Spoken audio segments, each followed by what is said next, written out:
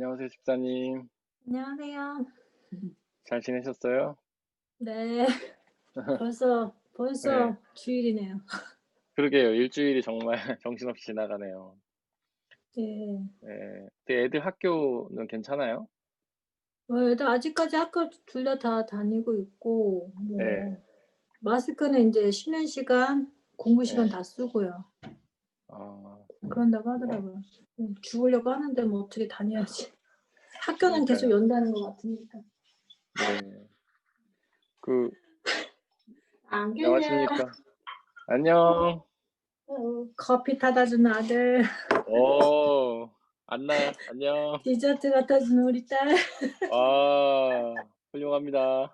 안녕하세요. 뭐라고. 안녕하세요. 안녕하십니까? 안녕하세요. 다들 잘 지내셨나요? 아이고, 네, 네. 별일 없으시죠, 다들? 네, 별일 없습니다. 네, 감사하네요. 우리 은민자매님은 다시 접속하시나 봅니다. 안녕하세요. 안녕하세요. 안녕하세요. 네, 안녕, 안녕, 안녕. 다들 잘 지내셨죠? 네. 네, 저희 얼굴 보여요? 됐다. 네, 잘 보이는데? 보입니다. 머리 네, 이쁘게 바꿨네. 은진자매님 보입니다. 네, 한 주간 네, 잘 지내셨어요? 네, 잘 안녕하세요. 지냈습니다. 반갑습니다. 다들 잘 지내셨죠? 네, 네. 네, 거기 준수 형제님은 언제 도르트문트로 다시 가시나요? 저는 이제 돌아오는 주 주중에 들어갈 거예요. 그러시군요. 네. 네, 가지 마세요. 또 올게요, 바로. 네, 또 오세요. 자, 그러면 저희 기도하고 시작하도록 하겠습니다. 살아계신 하나님, 이 시간 저희가 또 주님의 말씀을 나누려고 합니다.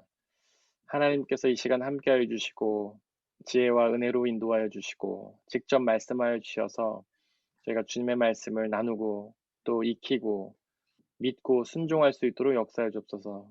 감사합니다. 예수님의 이름으로 기도드렸습니다. 아멘. 아멘. 자, 숙제 검사를 하도록 하겠습니다. 숙제는 두 가지였는데요. 첫 번째는, 첫 번째는 우리 일과에서 나왔던 말씀들을 다 외우는 건데, 이거는 너무 많으니까 여러분들 했다고 그냥 믿고 넘어가도록 하고요. 두 번째는 우리가 안다라는 뜻에 대해서 제가 5가지를 말씀드렸죠. 안다. 네. 그거를 한번 얘기를 해보도록 하겠습니다. 어떤 분이 해보실까요? 아무도 자원하신 분이 없을 줄 제가 알고. 있겠죠? 해보실 분 계실까요? 잠깐, 먼저 안다라는 말이, 아이고, 이거 왜 이러죠?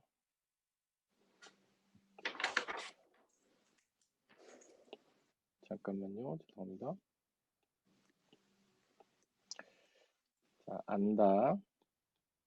이제 헬라어로 하면은 기노스코라고 말씀드렸어요. 5가지 뜻이 있는데, 혹시 생각나는 대로 한 가지씩 말씀해 주시겠어요? 배운다. 배우고 맞아요. 배운다. 또 뭐가 있을까요? 이해한다. 네, 이해한다. 경험한다. 경험한다. 알아야 한다. 네, 이제 알아야 하나님을 하는데, 맞아요. 하나님을 알아야 하나님을 한다. 경험한다. 한 가지가 있죠? 발견한다. 맞습니다. 발견한다. 다들 감사합니다. 숙제를 잘 해주셨네요. 모범생들이십니다. 자, 오늘은 이제 그는 사람이시다부터 하려고 해요. 지난주에 저희가 그는 하나님이시다까지 했죠. 예수님은 우리의 구원자이신 그 자격이 뭐냐면 바로 그분이 하나님이시라는 사실이었어요. 두 번째로는 그는 사람이시다.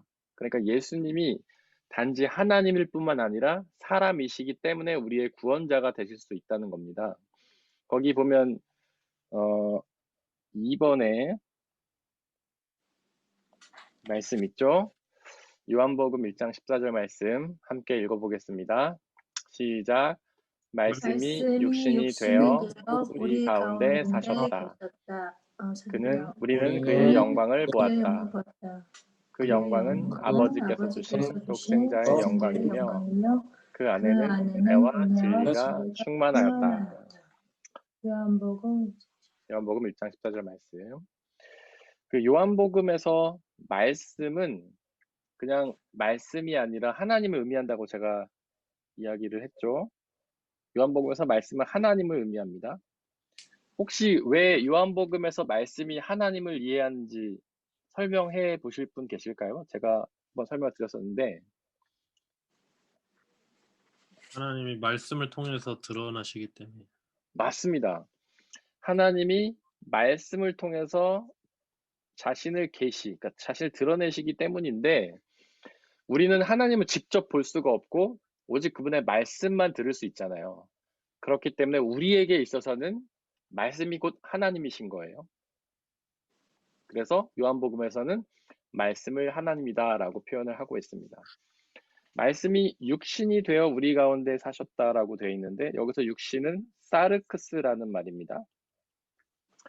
사르크스. 이 육신은 살덩어리라고 제가 말씀드렸죠. 이 살덩어리.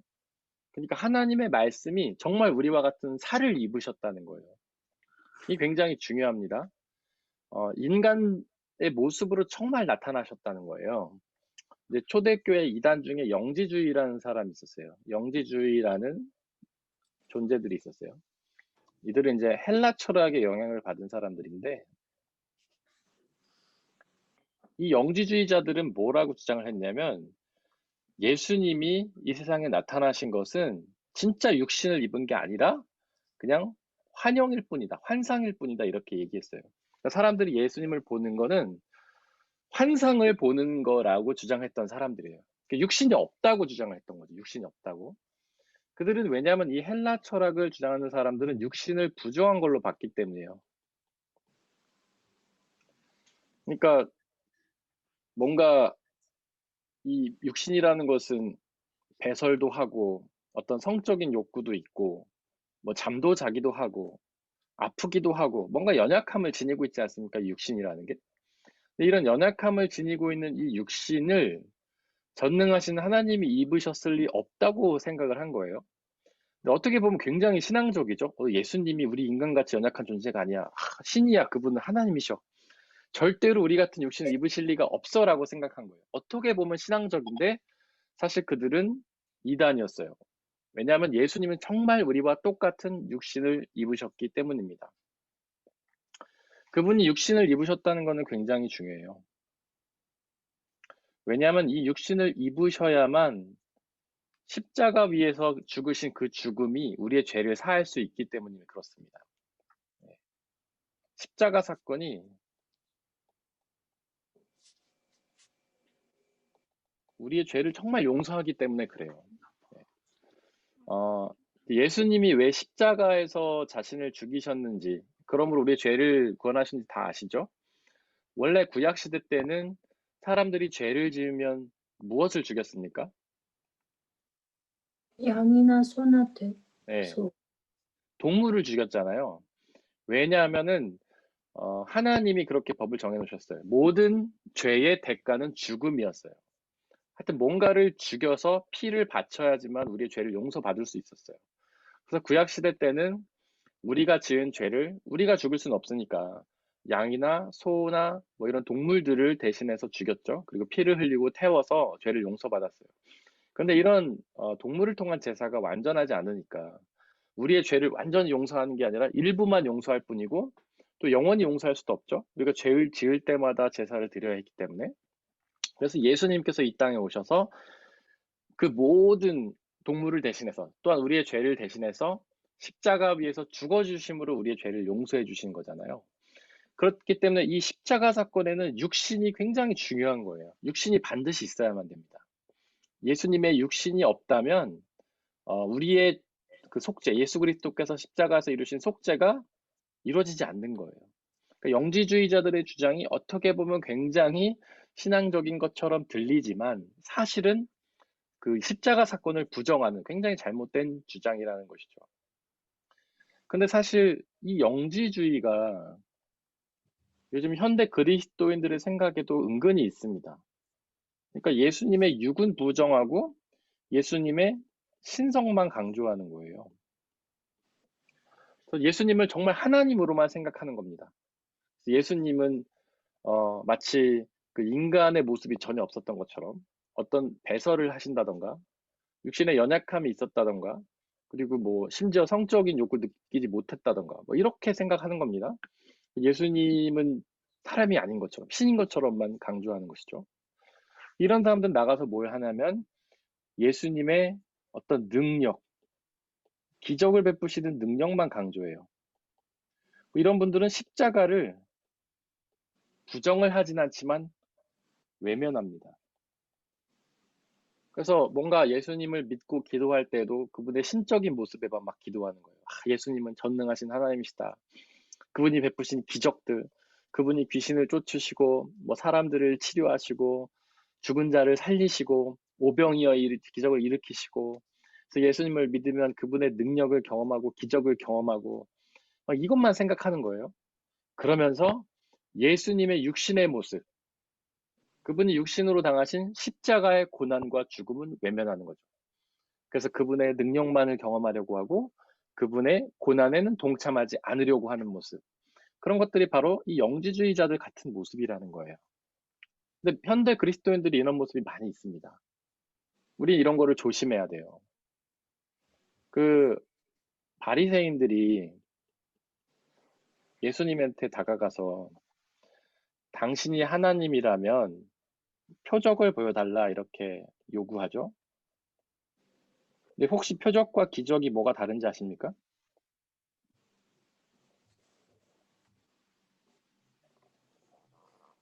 잘 모르시나요? 기적은요, 우리의 어떤 이성과 논리와 합리를 벗어나는 신비로운 사건이죠. 이게 기적이에요. 근데 이 기적들 중에서 예수님이 하나님이라는 사실을 드러내는 것을 표적이라고 해요. 예수님이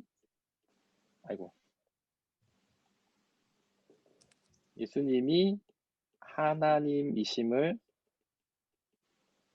드러내는 기적. 그러니까 예수님이 하나님이심을 드러내는 기적인데 다른 말로 하면 예수님만 하실 수 있는 기적을 의미하는 거예요. 사실 기적이라는 거는 예수님만 하시는 건 아니죠. 뭐 당시에 그 사도행전을 보면 마술사 시몬 같은 사람들도 기적을 일으켰잖아요. 그리고 출애굽할 때 모세가 파라오 앞에 가서 기적을 행할 때 거기 마술사들이 기적을 행했잖아요. 그 기적은 예수님 말고 다른 사람도 할 수 있는 거예요. 근데 표적은 오직 예수님만이 하실 수 있는 거예요. 예수님이 하나님이심을 드러내는 기적이 표적이죠. 이 바리새인들이 예수님한테 가서 표적을 보여달라고 요구를 해요. 그러니까 놀라운 기적을 당신만 할 수 있는 놀라운 기적을 일으켜 달라고 하는 거죠. 그랬더니 예수님 뭐라고 하십니까? 나는 요나의 표적밖에는 보여줄 것이 없다. 혹시 요나의 표적이 뭘 상징하는지 아십니까? 3일 후에 부활하시는 맞아요. 음. 맞습니다. 이 요나라는 사람이 이제 예언자였는데 다시스라는 곳에 복음을 전하라고 하나님이 말씀하시죠. 근데 요나가 그 싫었잖아요. 자기는 다시스 사람들이 멸망했으면 좋겠다고 생각을 해죠. 도망을 가다가 고래한테 먹히잖아요. 그리고 3일 있다가 나오지 않습니까? 그러니까 고래 안에 들어가 있던 거를 이제 죽음이라고 상징을 하고 3일 만에 나온 것을 부활이라고 상징해서 이것이 부활의 기적이다. 그러니까 죽음과 부활의 기적이에요. 그러니까 예수님은 다른 기적을 보이실 생각이 없고 오직 요나의 표적, 죽음과 부활의 표적만 보여주실 것이다 이렇게 얘기를 하신 거죠. 이 바리새인 같은 사람들이 바로 이제 영지주의자들이었던 거예요. 바리새인들은 구약 성경 아주 잘 알던 사람들이었죠. 구약 성경에서 예언한 메시아를 기다리던 사람들이었어요. 그들도 처음에는 예수님을 보고 예수님이 메시아가 아닐까, 구원자가 아닐까 이렇게 생각을 했습니다. 그래서 바리새인들이 예수님을 찾아오기도 하죠. 예수님을 집에 초청해서 식사를 하기도 하고 막 찾아와가지고 구원을 받으려면 어떻게 해야 됩니까? 이렇게 물어보기도 하고, 그리고 지금처럼 표적을 보여달라고 하기도 하고. 그러니까 이들은 예수님이 혹시나 메시아일까 이런 기대를 했던 거예요. 근데 이들이 예수님이 메시아가 구원자가 아니라는 사실을 깨달은 사건이 뭐냐면 바로 십자가 사건이었습니다. 십자가에 매달리는 인간의 연약하고 무능한 모습을 보면서 이들이 예수님이 구원자라는 사실을 믿지 않게 된 거예요. 이들은 예수님의 신적인 모습만을 봤던 거죠. 육신의 모습을 부정한 겁니다.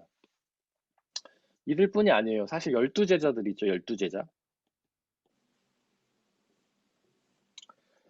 이들이 처음에는 예수님을 열심히 따라다녔어요. 그런데 이들이 예수님이 십자가에 달리시자 다 도망가죠. 이 사람들도 예수님의 신성만을 쫓았던 사람들이고 결국엔 인성을 부정했던 사람들이에요. 물론 이제 12제자들은 나중에 부활하신 예수님을 만나고 성령의 충만함을 받은 후에 다시 예수님을 쫓지만 처음에는 그랬다는 거예요. 이런 것들은 예수님에 대한 믿음이 잘못된 것입니다. 우리는 예수님의 신성뿐만 아니라 인성, 육신의 모습까지도 반드시 기억을 하고 믿어야만 하는 거예요. 그러면 질문을 하나 여러분들에게 드리고 싶습니다. 예수님에게는 신성이 있고 인성이 있어요. 하나님의 모습, 인간의 모습. 이 중에 더 중요한 게 뭘까요?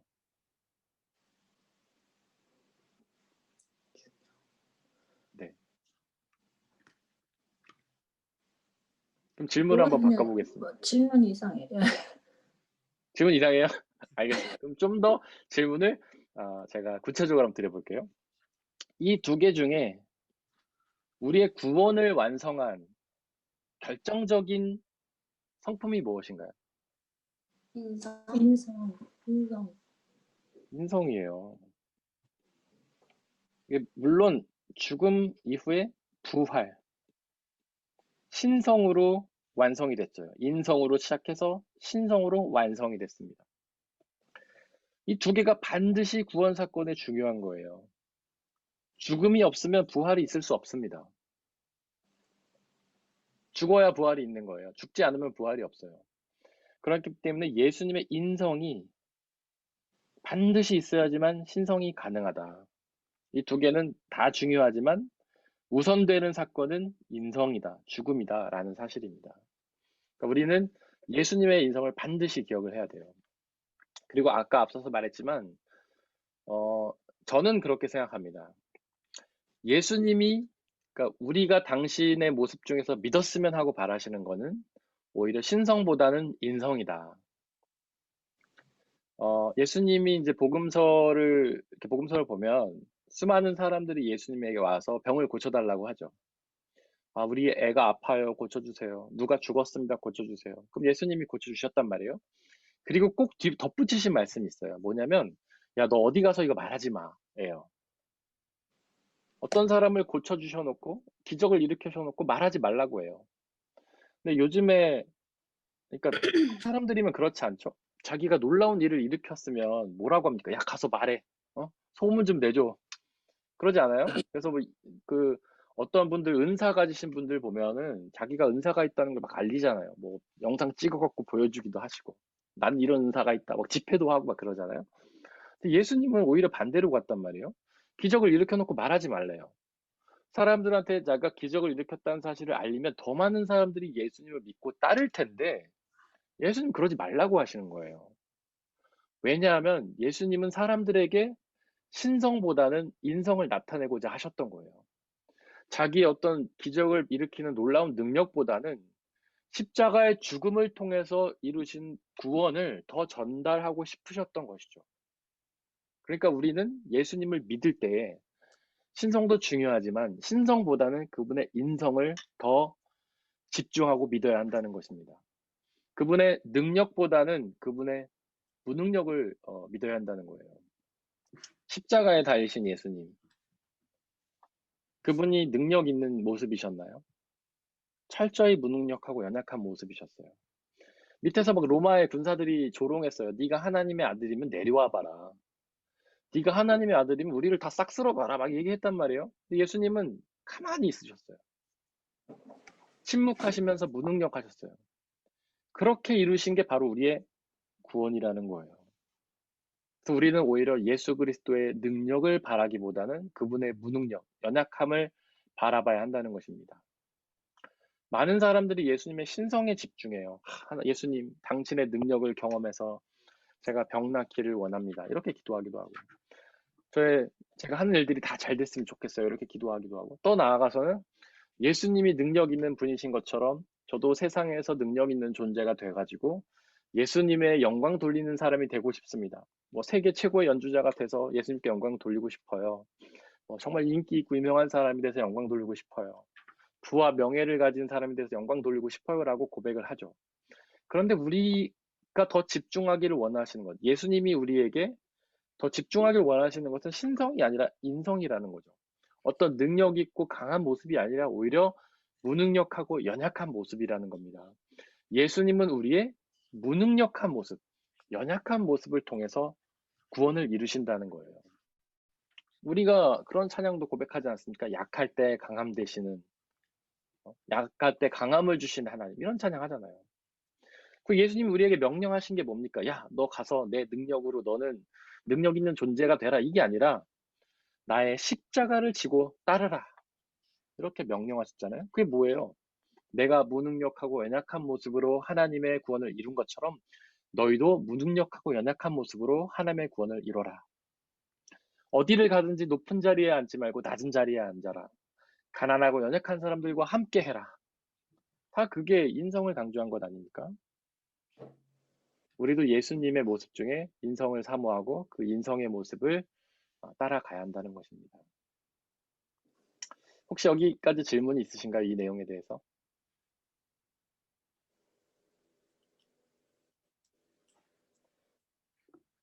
우리 많은 신앙인들이 그래요. 이제 하나님 앞에 나의 무능력함으로 인해 막 죄책감을 느낍니다. 하나님, 제가 더 훌륭한 사람이 돼가지고 하나님께 영광을 돌려야 되는데 영광을 못 돌리고 있어요. 너무 죄송해요. 막 이러거든요. 근데 그렇지 않아요. 여러분들이 무능력하고 연약한 것이 하나님에게는 오히려 기쁨이에요. 여러분들의 무능력을 통해서 하나님이 일할 수 있는 기회를 드리는 거예요. 여러분들이 능력이 있잖아요. 여러분들이 잘났잖아요. 그럼 하나님 역사하실 일이 없어요. 알아서 잘하는데 뭐. 그러나 우리가 연약할 때, 우리가 낮은 모습으로 갈 때, 우리가 가장 천한 곳으로 있을 때 하나님 우리를 사용하시는 겁니다. 그러니까 여러분들은 내가 영광, 능력 있어, 잘 나가 이래서 하나님께 영광 돌리고 있다 이렇게 만족할 것이 아니라 오히려 연약한 모습으로 있을 때 더 기뻐하고 감사하는 것이죠. 하나님이 우리를 통해서 일할 수 있는 근거를 제시하는 것이기 때문에. 네. 여기에 대해서 질문이 없으시면 지나가도록 하겠습니다. 이해가 잘 되셨나요? 네. 네. 알겠습니다. 자, 이제 그 육신이 되어 우리가 사셨다. 제가 아까 말씀을 드렸고, 우리는 그의 영광을 보았다. 이렇게 말씀드렸죠. 영광에 대해서 제가 지난번에 설명을 드렸어요. 히브리어로는 카도시, 헬라어로는 독사. 이게 무슨 뜻이라고 말씀드렸죠? 영광?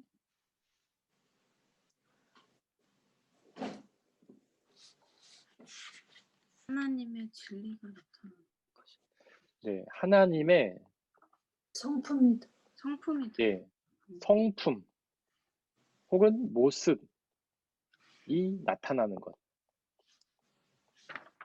이게 굉장히 중요해요. 그래서 제가 여러분들한테 강조를 드리고 있는 겁니다. 우리는 예수님에게서 하나님의 영광을 보았다라는 거예요. 그러니까 다른 말로 하면 예수님에게서 하나님의 모습이 나타났다라는 것이죠. 그 이야기는 뭐냐면 예수님이 곧 하나님이다 이런 뜻입니다. 그 뒤에 또 나오죠. 그 영광은 아버지께서 주신 독생자의 영광이다. 그 예수님에게서 나타나신 하나님의 모습은 하나님께서 주신 외아들의 그런 모습이다. 하나님의 아들도 하나님이시죠. 그러니까 그분은 곧 하나님이시다 이런 뜻으로 이해를 하시면 됩니다. 그리고 예수님 안에는 은혜와 진리가 충만했다 이렇게 나와 있어요. 은혜가 무슨 뜻입니까? 은혜?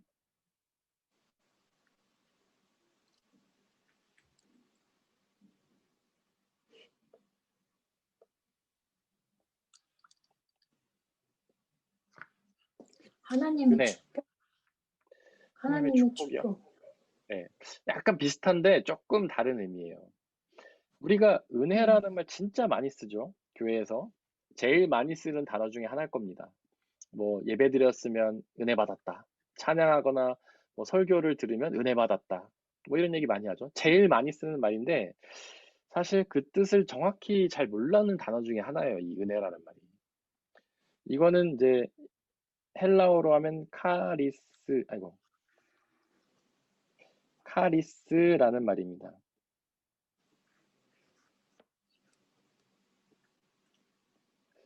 이 단어적인 의미가 뭔지 혹시 아세요? 카리스?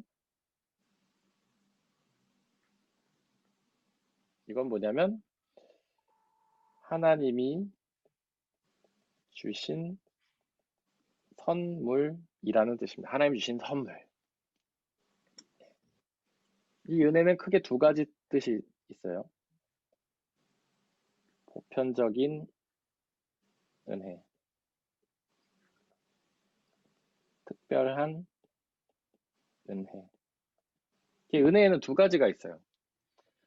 보편적인 은혜는 뭐냐면요. 이 세상 모든 사람들, 이 세상 모든 생명체에게 주시는 은혜예요.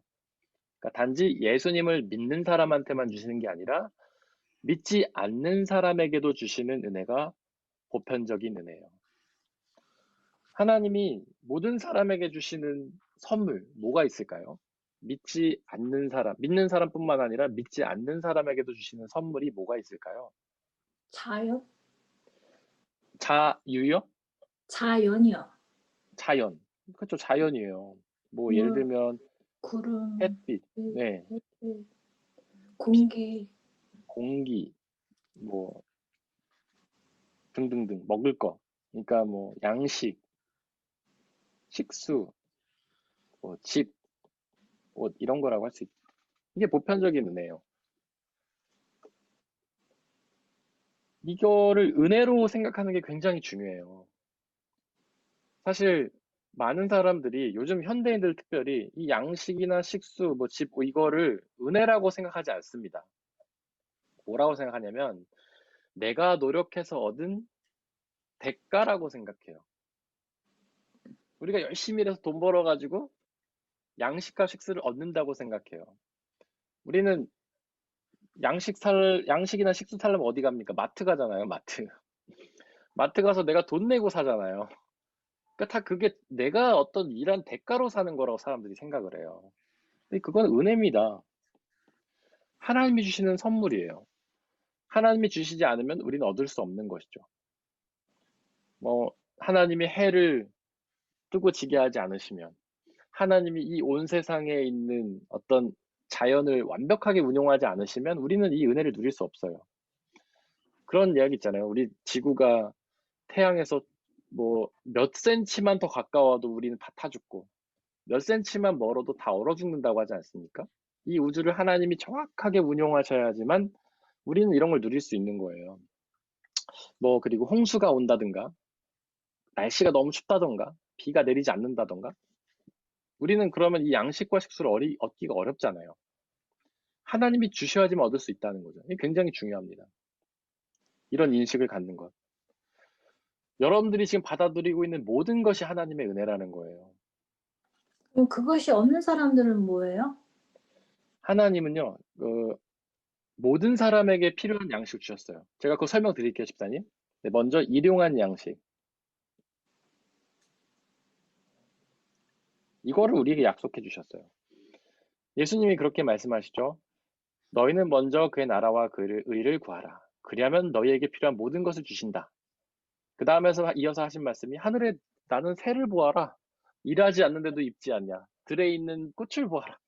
일하지도 않는데 먹지 않냐. 이런 얘기 하시죠. 그래서 일용할 양식을 주신다고 약속하세요. 우리가 교회, 예수님이 우리에게 가르쳐 주신 기도, 우리가 예배 시간마다 고백하는 주기도가 있어요. 거기도 보면 일용할 양식을 주옵소서라고 기도를 해요. 그리고 이스라엘에서, 광야에서 이스라엘, 그들이 일용할 양식 공급을 받죠. 아무것도 없는 사막에서 만나와 메추라기를 공급을 받아요.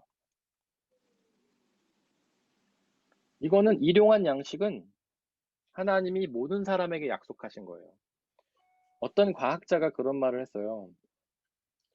지금 이 지구가 생산하는 모든 것들은요, 이 지구에 있는 모든 생명체가 누릴 수 있는 충분한 양이라고 해요. 그러니까 이 지구가 이미 모든 사람들에게 필요한 것들을 공급하고 있다. 즉 하나님께서 모든 사람들에게 보편적으로 은혜를 주신다는 것은 성경의 가르침일 뿐만 아니라 과학적으로도 증명이 된 거예요. 근데 문제가 뭐냐면 몇몇 사람들이 너무 많이 갖고 있다는 거예요. 하나님은 우리 모두가 누릴 수 있는 충분한 양식을 주셨는데 몇몇 사람들이 너무 많이 갖고 있어요. 전 세계 20명의 부자가 전 세계에서 나는 그 부의 뭐 과반 이상을 갖고 있다잖아요. 우리 지구의 인구가 몇 억이죠? 50억? 60억? 10억이잖아요. 50. 인구가 뭐 60억이라고 치고 20명이 50% 갖고 있어요. 60억이 50%를 나눠 갖고 있어요. 그러니까 모자른 거예요. 하나님이 모든 사람들에게 필요한 걸 다 주셨는데 몇 명의 사람들이 너무 많이 갖고 있으니까 나머지는 굶는 거예요. 그러니까 그들이 왜 많이 가집니까? 그게 보편적인 은혜라는 것, 하나님이 모든 사람에게 주신 선물이라는 걸 잊어버리고 있는 거예요. 그게 자기 거라고 생각하는 거예요. 그러니까 나누지 않고 쌓아두는 거죠. 거기서 문제가 오는 겁니다, 집사님. 그래서 이 하나님이 근데 좀 이상한 게요. 네네. 그 먹을 것이 없어서 죽어가는 많은 뭐 네. 아프리카나 이런 여러 군데 기근이 걸리고 막 그래서 네. 지금 과학이 엄청나게 발전을 해가지고 네. 이제는 그 뭐지 GMO라는 그런 뭐지 네. 곡식이나 이런 것들에다가 이제 게놈이라고 해가지고 네. 유전자 뭐 DNA를 해가지고 네. 더 강한 식물을 뭐 키워서 이제 네. 더 많은 양식을 또 얻게 하는데 네. 그럼에도 불구하고 이 지구는 항상 기근에 허덕이고 네. 그 살 수 있는 사람 모르겠네요. 진짜 참 이 네. 세계가 지금 어떻게 흘러가고 있는지 네.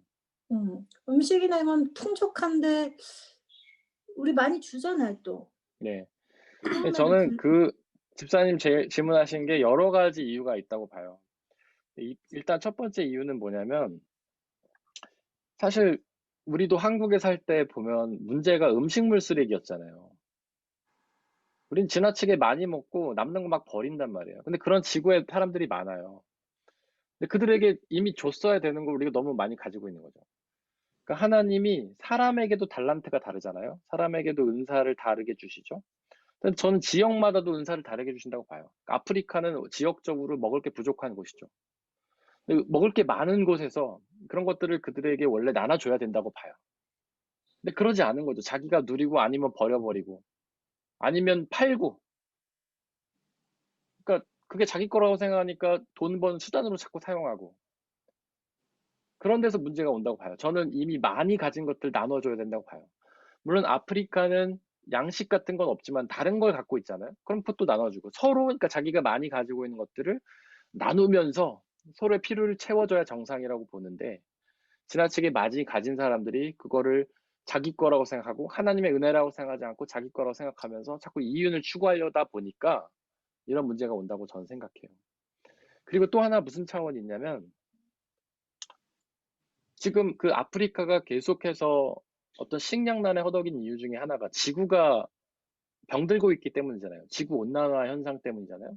지구 온난화는 누가 야기한 거냐면 뭔가 어떤 부를 가진 사람들이 자신의 부를 더 만들기 위해 환경을 자꾸 훼손하고 있는 거죠. 공장을 돌리고, 물론 그 자연을 훼손시키는 물건들을 쓰고 이러면서, 그러니까 그들이 어떤 자기의 부를 늘리기 위한 수단으로 계속해서 지구를 병들게 하고, 그런 것들이 그들에게 오히려 그들의 가진 것들을 더 못 가지게 하는 그런 차원으로 간다는 거죠. 근데 그런 근거가 다 어딨냐? 이 은혜로 인정하지 않고 내 거라고 생각하는 데서 온다는 거죠. 제가 봤을 때는. 그것이 하나님의 것임을 인정하고 하나님께서 주신 것을 인정하고 자기가 받은 것들을 나누려고 하고 어떤 이윤 추구 수단이 아니라 나누려고 할 때에 우리 모두가 먹고 살 수 있는 은혜를 누리게 되지 않나 저는 그렇게 생각을 합니다. 물론 완벽히 설명할 수는 없어요. 제 이야기로는. 근데 그나마 뭐 제가 생각할 때는 이 정도까지는 제가 설명할 수 있지 않나 싶습니다. 그렇습니다. 그러면 특별한 은혜는 뭐냐면 특별한 은혜는 예수님을 믿는 사람에게만, 하나님을 믿는 사람에게만 주시는 은혜예요. 뭐가 있을까요? 하나님을 믿는 사람에게만 주시는 특별한 은혜? 구원? 구원. 이 가장 중요하겠죠? 이 구원은 누가 이루신 겁니까? 예수님이요. 예수님. 예수님이 어떤 방법으로 이루셨죠? 십자가. 네. 십자가, 그 다음에 이 더 중요한 단어가 뒤에 있죠. 부활. 예, 부활. 부활 이전에 뭐가 있어야 됩니까? 죽음. 죽음. 그래요. 죽음이. 사실 십자가보다 죽음이 더 중요합니다. 십자가는 그냥 우연한 하나의 방법이었을 뿐이에요. 필연적인 방법은 아니에요. 그 얘기 뭐냐면 예수님의 죽음은 핵심이에요. 죽음을 통해서 우리의 죄를 용서하신 건 핵심이에요. 십자가였을 필요는 없어요. 그냥 그 방법이 십자가였을 뿐이지 십자가일 필요는 없어요. 그래서 우리가 십자가는 우연한 방법이고 필연적인 건 아니다. 이렇게 이제 신학적으로 설명합니다. 중요한 건 십자가가 아니라 죽음이에요. 죽음과 부활. 그러니까 특별한 은혜는 뭐 여러 가지가 사실 있죠. 말씀의 은혜도 있겠고, 그다음에 뭐 성령의 감동, 뭐 은사 이런 것도 있겠죠. 그 중에 가장 핵심은 구원이에요. 특별한 은혜 중에 핵심은 구원이고, 그 구원을 이루신 분은 예수님이고, 그래서 우리는 예수님을 특별한 은혜라고 얘기해요. 그 중에서 더 중요한 거는, 또 중요한 거는 예수님의 죽음과 부활이다. 이게 특별한 은혜라는 거예요. 이건 예수님을 믿는 사람에게만 주시는 은혜예요. 예수님 안에는 은혜가 충만했다. 바로 예수 그리스도께서 우리를 구원해 주시는 구원의 은혜다. 이런 뜻입니다. 근데 그 구원의 은혜는 십자가의 죽음과 부활로 이루셨기 때문에 그분이 사람이라는 사실이 굉장히 중요한 겁니다. 네. 그 다음에 그분 안에는 진리가 충만했다라고 돼 있어요. 혹시 진리가 무슨 뜻인지 기억하십니까? 이거는 헬라어로 알레데이아. 이게 두 가지 의미를 갖고 있다고 말씀드렸죠? 네? 영원히 변하지 않는 사실이요. 맞아요. 영원히 변하지 않는 사실.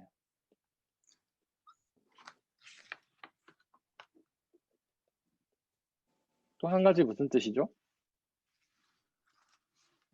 말씀 아닌가? 감추어진 것이. 맞습니다. 감자. 감춰진 것이 드러난 것. 예. 영원히 변하지 않는 사실. 예수 그리스도는 진리예요.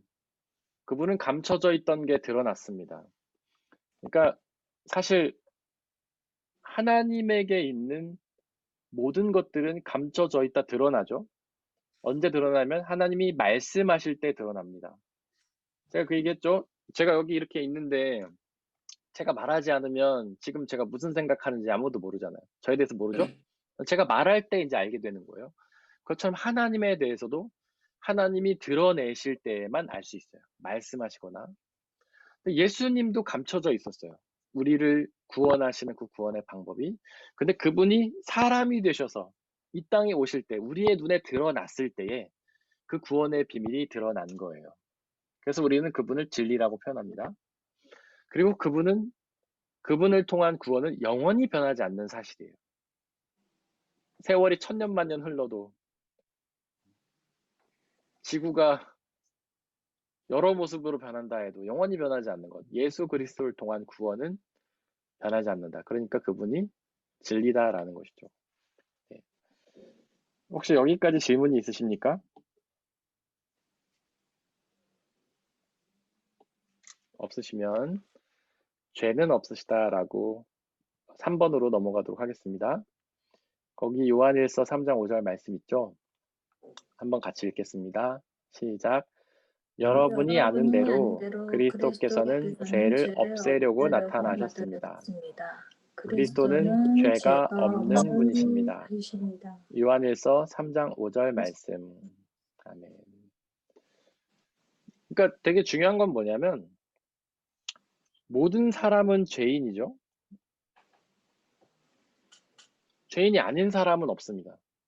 아담이 죄를 지은 이후로 모든 사람들은 다 죄인이에요. 그런데 예수님은, 예수 그리스도는 죄가 없으신 분이세요. 이게 굉장히 중요한 거예요. 예수님은 사람이지만 죄가 없는 거예요.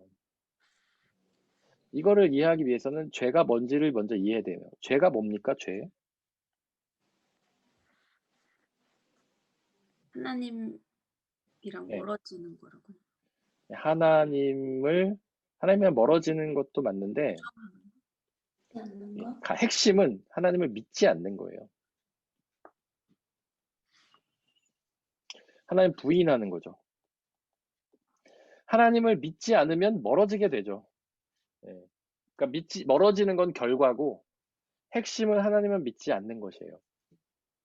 그러니까 태초에 하나님이 인간을 창조하시고 아담이 죄를 짓죠. 그건 뭐냐면 하나님이 먹지 말라고 하신 선악과를 먹는 죄였어요.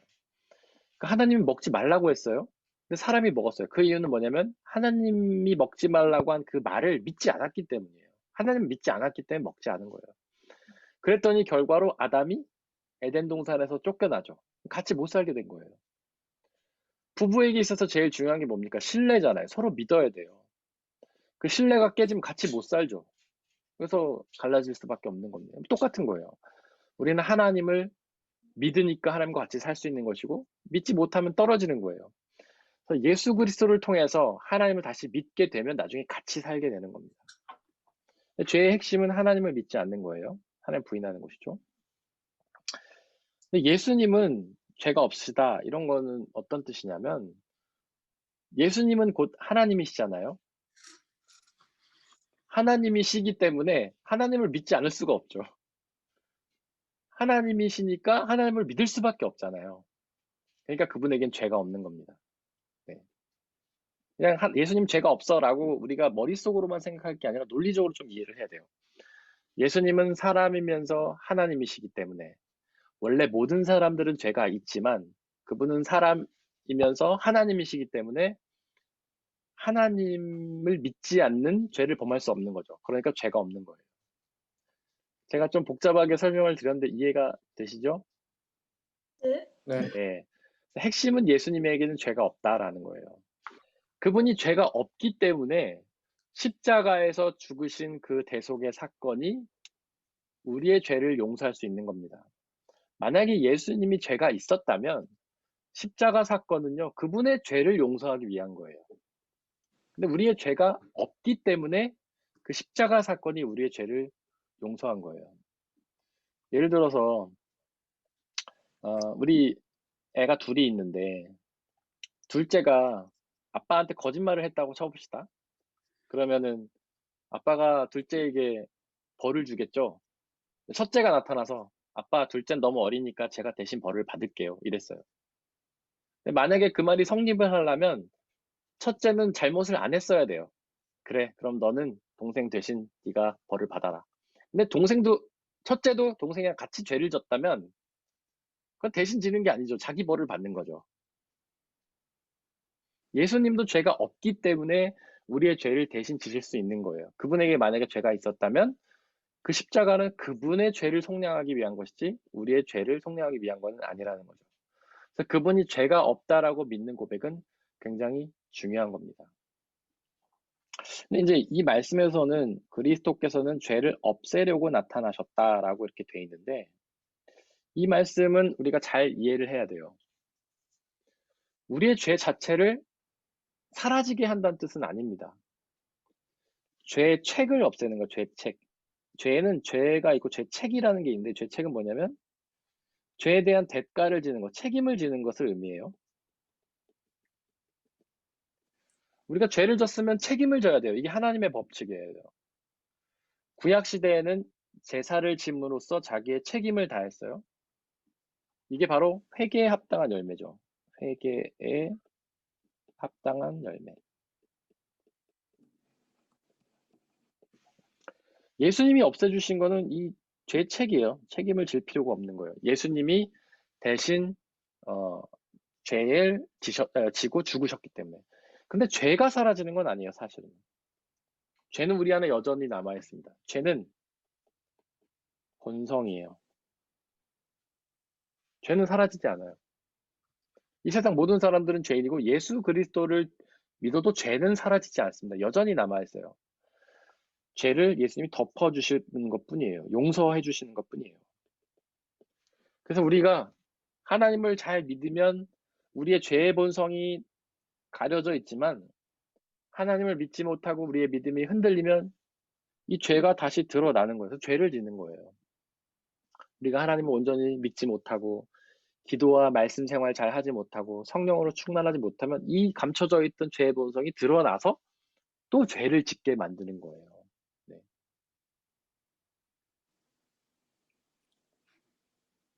우리가 세상을 살아가면서 근데 이제 중요한 거는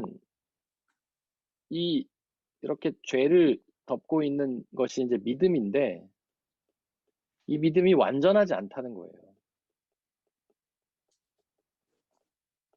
우리는 늘 연약해서 실수한다는 거죠. 실수하면 또 죄를 지을 수 있다는 거예요. 우리가 한번 예수님을 믿고 죄 용서를 받았으면 그게 지금부터 영원히 가는 게 아닙니다. 우리는 또 우리의 믿음이 연약해지고 우리가 하나님과의 교제가 연약해지는 순간 또 죄의 본성이 드러나서 죄를 지게 되는 거예요.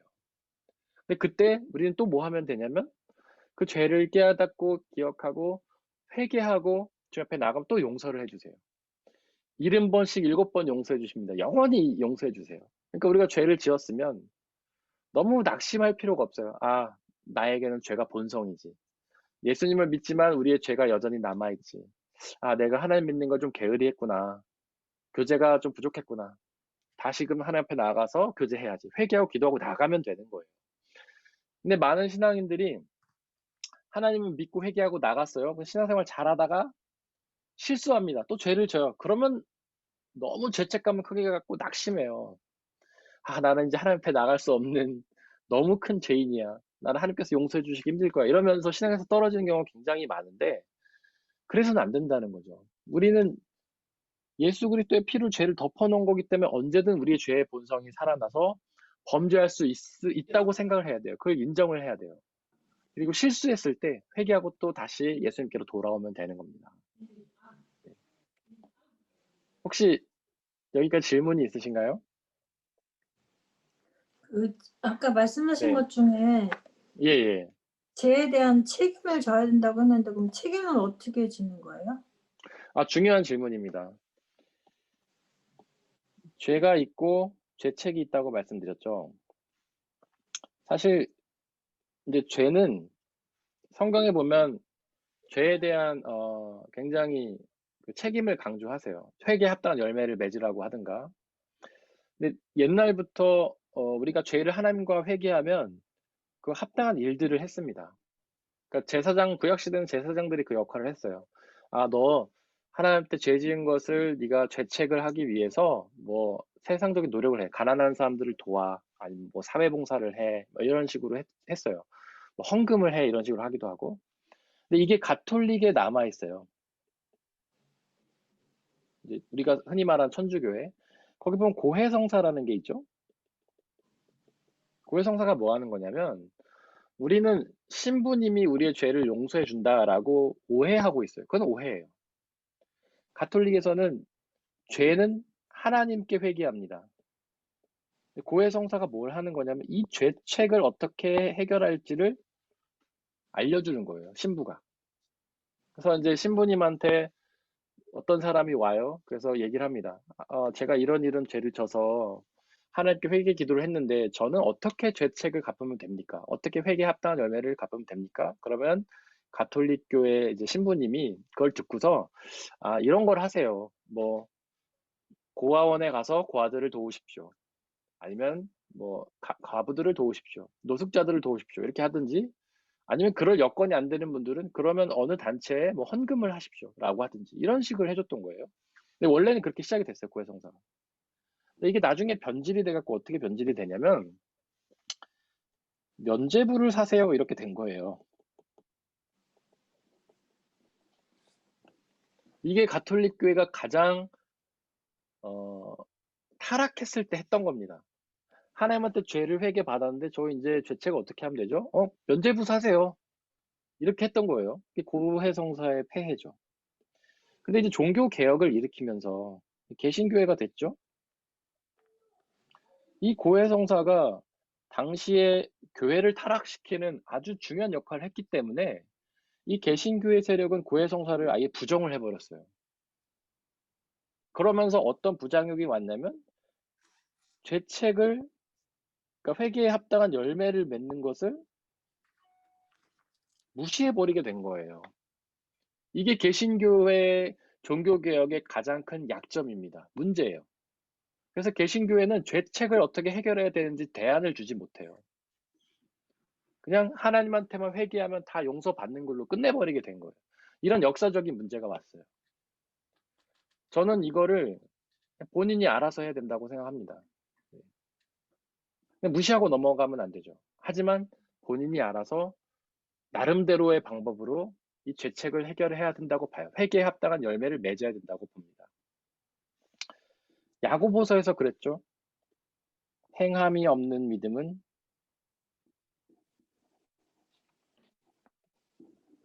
죽은 믿음이다. 이게 뭐냐면 회개에 합당한 열매를 맺지 않으면 그 믿음은 진짜 믿음이 아니란 뜻이에요. 굉장히 중요합니다. 죄책을 해결하는 것은. 근데 우리 개신교회 전통에서는 이건 각자 알아서 하는 거예요.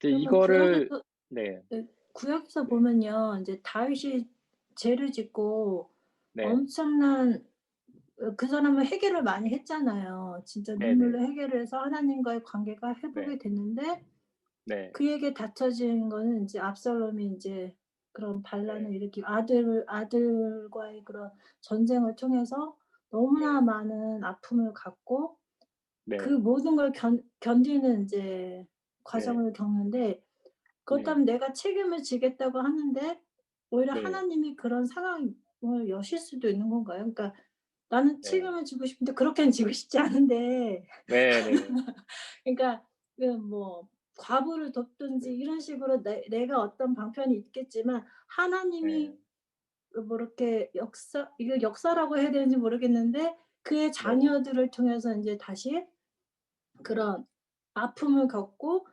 똑같은 그런 걸 보는 그런 사례가 구약에도 많이 나와 있잖아요. 그래서 도대체 맞습니다. 그들의 책임은 하나님께서 우리에게 인제 "너가 이렇게 죄를 졌기 때문에 너는 네, 용서받았어. 하지만 네 자녀를 통해서 또는 너의 가까운 사람들을 통해서 책임을 물으시는 하나님일 수도 있는 건가요?" 네, 좋은 질문이에요.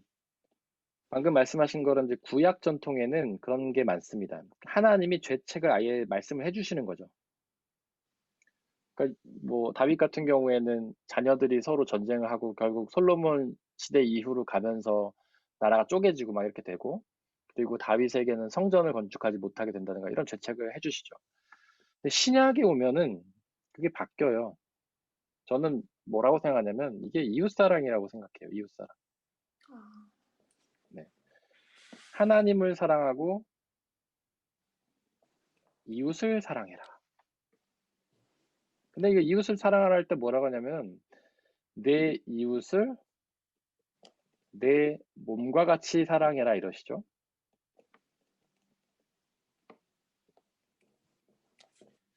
이웃을 내 몸처럼 사랑하려면 먼저 뭘 사랑해야 됩니까? 나를. 나를 사랑해야 되죠. 그러니까 이웃 사랑은 나 자신을 사랑하는 것부터 시작이 되는 거예요. 저는 이게 죄책이라고 봐요. 제 해석인데, 구약 시대는 하나님이 죄책을 그렇게 정해주시기도 했지만, 신약에 와서 하나님 정해주신 것은 하나님을 사랑하는 것처럼 나를 사랑하고 이웃을 사랑해라. 심지어 원수까지 사랑해라.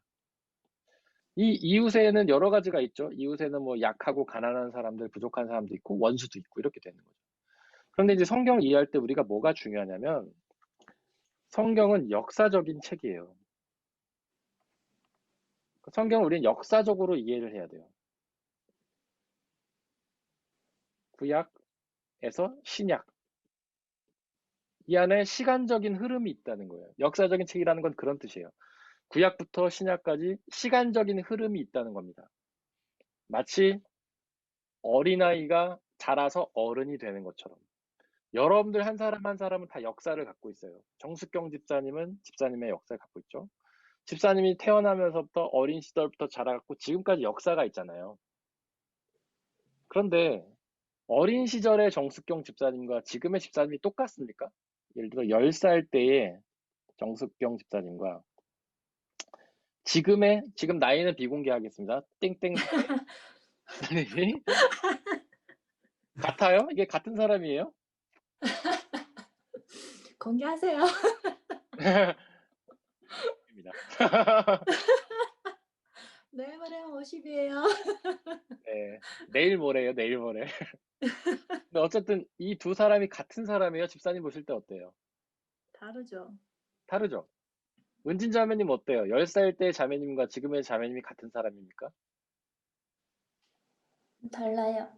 다르죠? 뭐 다 마찬가지, 저도 마찬가지예요. 그러니까 역사라는 거는 변한다는 거예요. 성장을 한다는 거죠.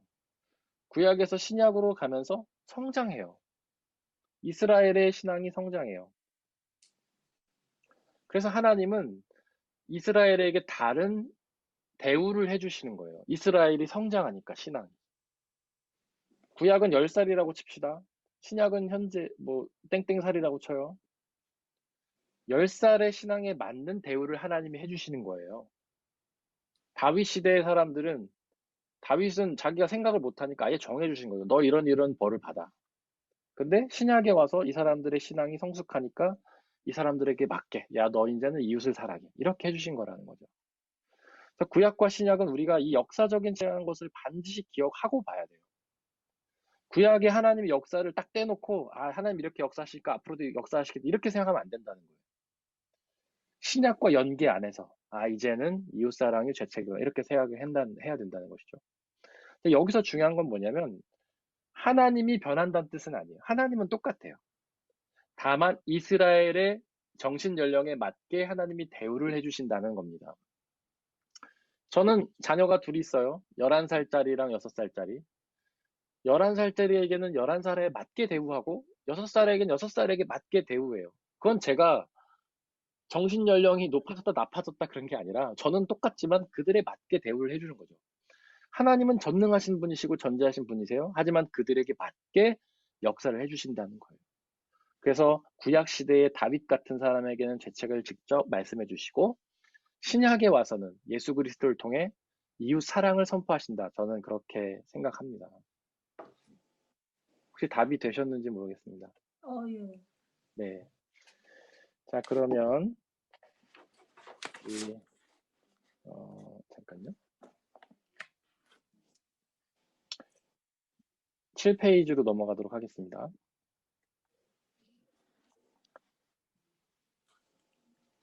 예수님은 우리를 구원하기 위해 어떻게 하셨습니까? 거기 갈라디아서 3장 13절 말씀 함께 읽겠습니다. 시작. 그리스도께서 우리를 위하여 저주를 받은 사람으로서 우리를 율법의 율법에 속량해 주셨습니다.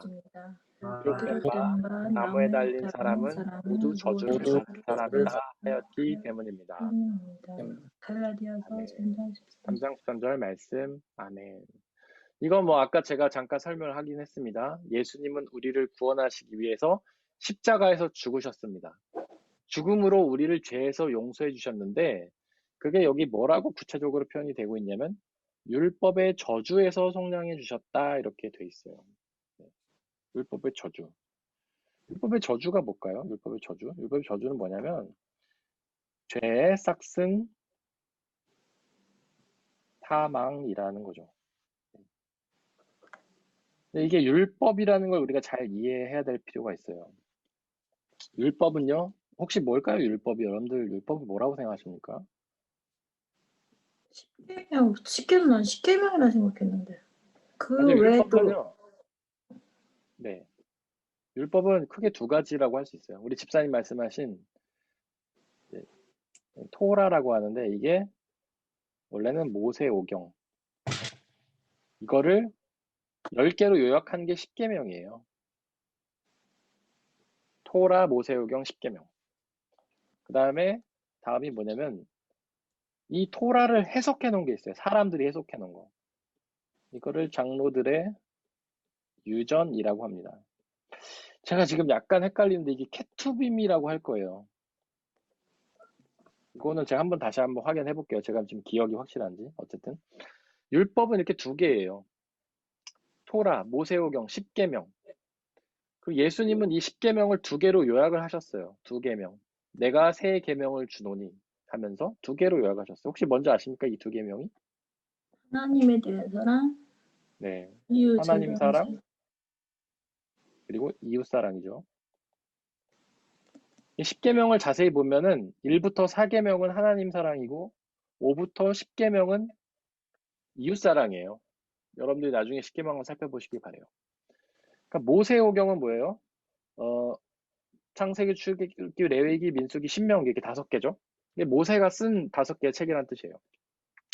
그러니까 율법이라고 하면 이 5개예요. 이 모세오경에 하나님이 이스라엘 백성에게 주시는 말씀들이 다 들어있어요. 너희는 뭐를 하고 뭐를 하지 마라. 막 다 그런 게 있어요.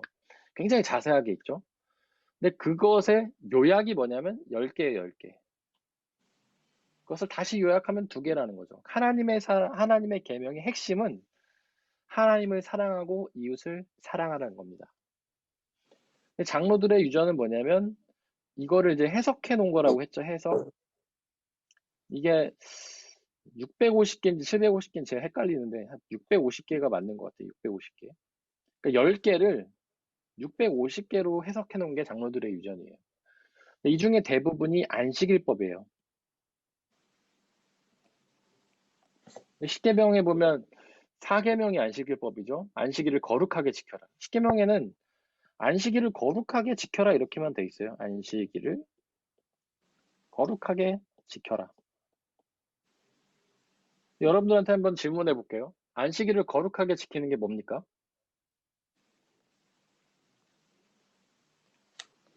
맨날 교회 나가는 거? 의성수 교회 나가는 거? 네, 주일 성수?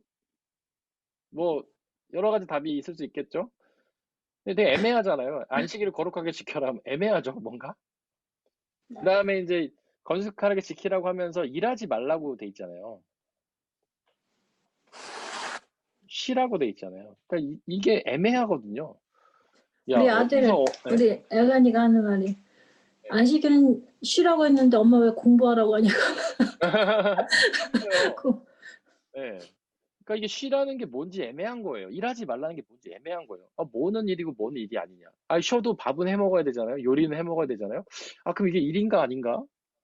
그럼 쉬라는 거는 뭐 공부는 그럼 일하는 건가? 쉬는 건가? 공부는 하나님 말씀 공부하는 건데 이게 일하는 거예요? 쉬는 거예요? 헷갈리죠? 애매하잖아요. 그래서 이스라엘 사람들이 이거를 세분화 해놓은 거예요. 65개로, 650개로. 안식일을 거룩하게 지키라는 것 중을 세분화 해놓은 거예요. 그래서 뭐가 있냐면 되게 재밌어요, 이 사람들. 제가 이스라엘에 가봤거든요. 근데 이 사람들은 뭐가 일하는 거냐면 뭐를 만들어내는 게 일하는 거예요. 그래서 전기를 켜거나 끄는 것도 일하는 거예요. 그래서 이 사람은 안식일에 전기를 켜거나 꺼지 않습니다. 그 엘리베이터를 이렇게 타면 버튼을 누르잖아요. 근데 버튼을 누르면 전기가 돌잖아요. 그러면 이 버튼을 누르는 것도 이게 일이에요. 그래서 그 다른 사람들은 안식일에 엘리베이터가 자동으로 열렸다 닫혔다 계속 하고요. 모든 층에 다 서요, 걔가. 때가 되면 올라갔다 내려갔다 다 알아서 해요. 왜냐하면 버튼을 누르면 일하는 거기 때문에. 그리고 전날 불을 만약에 켜놓고 자면 다음날 끄지 못해요. 전날 끄잖아요. 그날 켜지 못해요. 이게 일하는 거니까. 그 다음에 더 요리를 하면 일이에요. 그래서 토요일날 전날 음식을 다 해놓고 안식일에 먹던지. 아니, 금요일이죠. 이 사람들 안식 토요일이니까. 그리고 토요일에는요, 식당들이 다 대박 난대요. 이 사람들이 요리를 하면 죄니까 식당 가서 다 사 먹는 거예요. 그리고 뭐 5km 이상 걸으면 죄인가? 막 그래요. 그렇게 해놓은 게 이게 장로들의 유전이에요. 그래서 우리가 율법을 이제 무조건 부정하면 안 돼요. 이 토라는 하나님이 주신 거예요. 근데 장로들의 유전은 사람들이 해석해 놓은 거예요. 그래서 우리는 이 토라는 잘 지켜야 됩니다. 하나님 주신 거니까. 모세오경, 10계명, 그 다음에 2계명 다 잘 지켜야 돼요. 하나님 주신 거니까. 장로들의 유전은 무시해도 돼요. 이건 사람들이 해석해 놓은 거니까. 유대인들이 해석해 놓은 거니까. 그래서 율법이라고 다 무시하면 안 됩니다. 근데 율법의 저주라는 게 뭐냐면 이거를 지키지 않으면 벌을 받는다는 저주예요. 그 율법 자체가 저주란 뜻이 아니고 그렇게 오해하면 안 돼요. 율법을 지키지 않으면 벌을 당한다. 그러니까 율법의 핵심은 하나님 사랑과 이웃 사랑이라고 했죠. 하나님을 사랑하고 이웃을 사랑하지 않으면 벌을 받는다는 것이 율법의 저주예요. 하나님을 사랑하지 않으면 어떤 저주를 받게 되죠?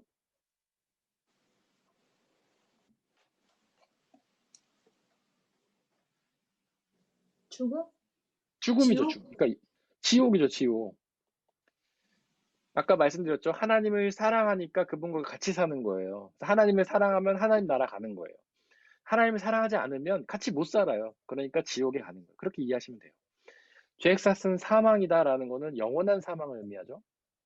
곧 지옥이에요. 그 율법의 저주라는 거는 지옥이에요. 사망을 의미하는 겁니다. 그러니까 예수 그리스도를 우리가 그러니까 여기서 말씀하는 건 뭐냐면 예수님께서 우리를 위해서 저주받은 사람이 되심으로 그 영원한 사망을 대신 당하셨다는 거죠. 사망을 대신 당하심으로써 우리를 이 사망을 당해야 되는 영원한 사망을 당해야 되는 그 저주에서 구원해 주셨다라는 것이죠. 그런데 예수님은 하나님이시기 때문에 영원한 사망에 머물러 있지 않고 그 죽음을 이기고 부활을 하신 거죠. 그래서 예수님의 십자가의 죽음은 율법의 저주, 그러니까 우리가 영원히 사망을 해야만 되는 그런 저주에서 구원해 주셨다 이렇게 이해하시면 됩니다. 혹시 여기에 또 질문 있으신가요? 그러면 네, 저희는 그 10계명 이런 네. 율법에서 자유로울 수 있다는 건가요? 아니죠. 그러니까 십계명과 율법을 이제 하는데 모세오경에 있는 율법은요. 사실 거기 보면 굉장히 세세한 게 되게 많이 나와 있어요. 거기 핵심은 십계명입니다. 거기에 나와 있는 모든 계명 자체를 지킬 필요는 없어요. 그런데 십계명은 우리가 지켜야 돼요. 왜냐하면 모세오경의 핵심이기 때문에. 그러면 이제 십계명, 10계명 네, 가운데 이제 네, 저희가 주일 성수를 지켜라. 그러니까 네, 주일은 정말 거룩하게 보내라. 그런 말이 네, 있잖아요. 그래서 목사님 네, 말씀하시지 거룩이 그러니까 네, 완전히 다르게 보내라. 약간 이렇게도 볼 수 있는데 네, 그러면 네, 사실 저희 같은 경우에는 토, 일요일에 연주가 가장 많고 네, 사실 일요일을 아침에 이제 오전에 교회에 가서 예배를 드리고 그러고 나서는 또 다시 연주하고 정말 일상생활처럼 보낼 수밖에 없거든요. 그래서 항상 네, 저는 그거에 대해서 자유로울 수가 없었어요. 항상 네, 이게 그러니까 아마 나는 이걸 평생 지키지 못하지 않을까라고 생각을 했는데 방금 네, 이렇게 예수님께서 그래도 2계명으로 줄여주신 게 또 네, 그거에서는 조금 자유로울 수 있다는 얘기인가라고 또 저는 받아들였었거든요. 네, 그럼 네, 이거는 저희는 네, 어떻게 네. 받아들이고 저희가 네. 행동을 해야 하는지. 네. 너무 좋은 질문입니다. 아주 중요한 질문이에요. 안식을 거룩하게 보내라는 아까 자매님이 얘기하신 것처럼 평일과 다르게 보내라는 거죠. 평일과 다르게.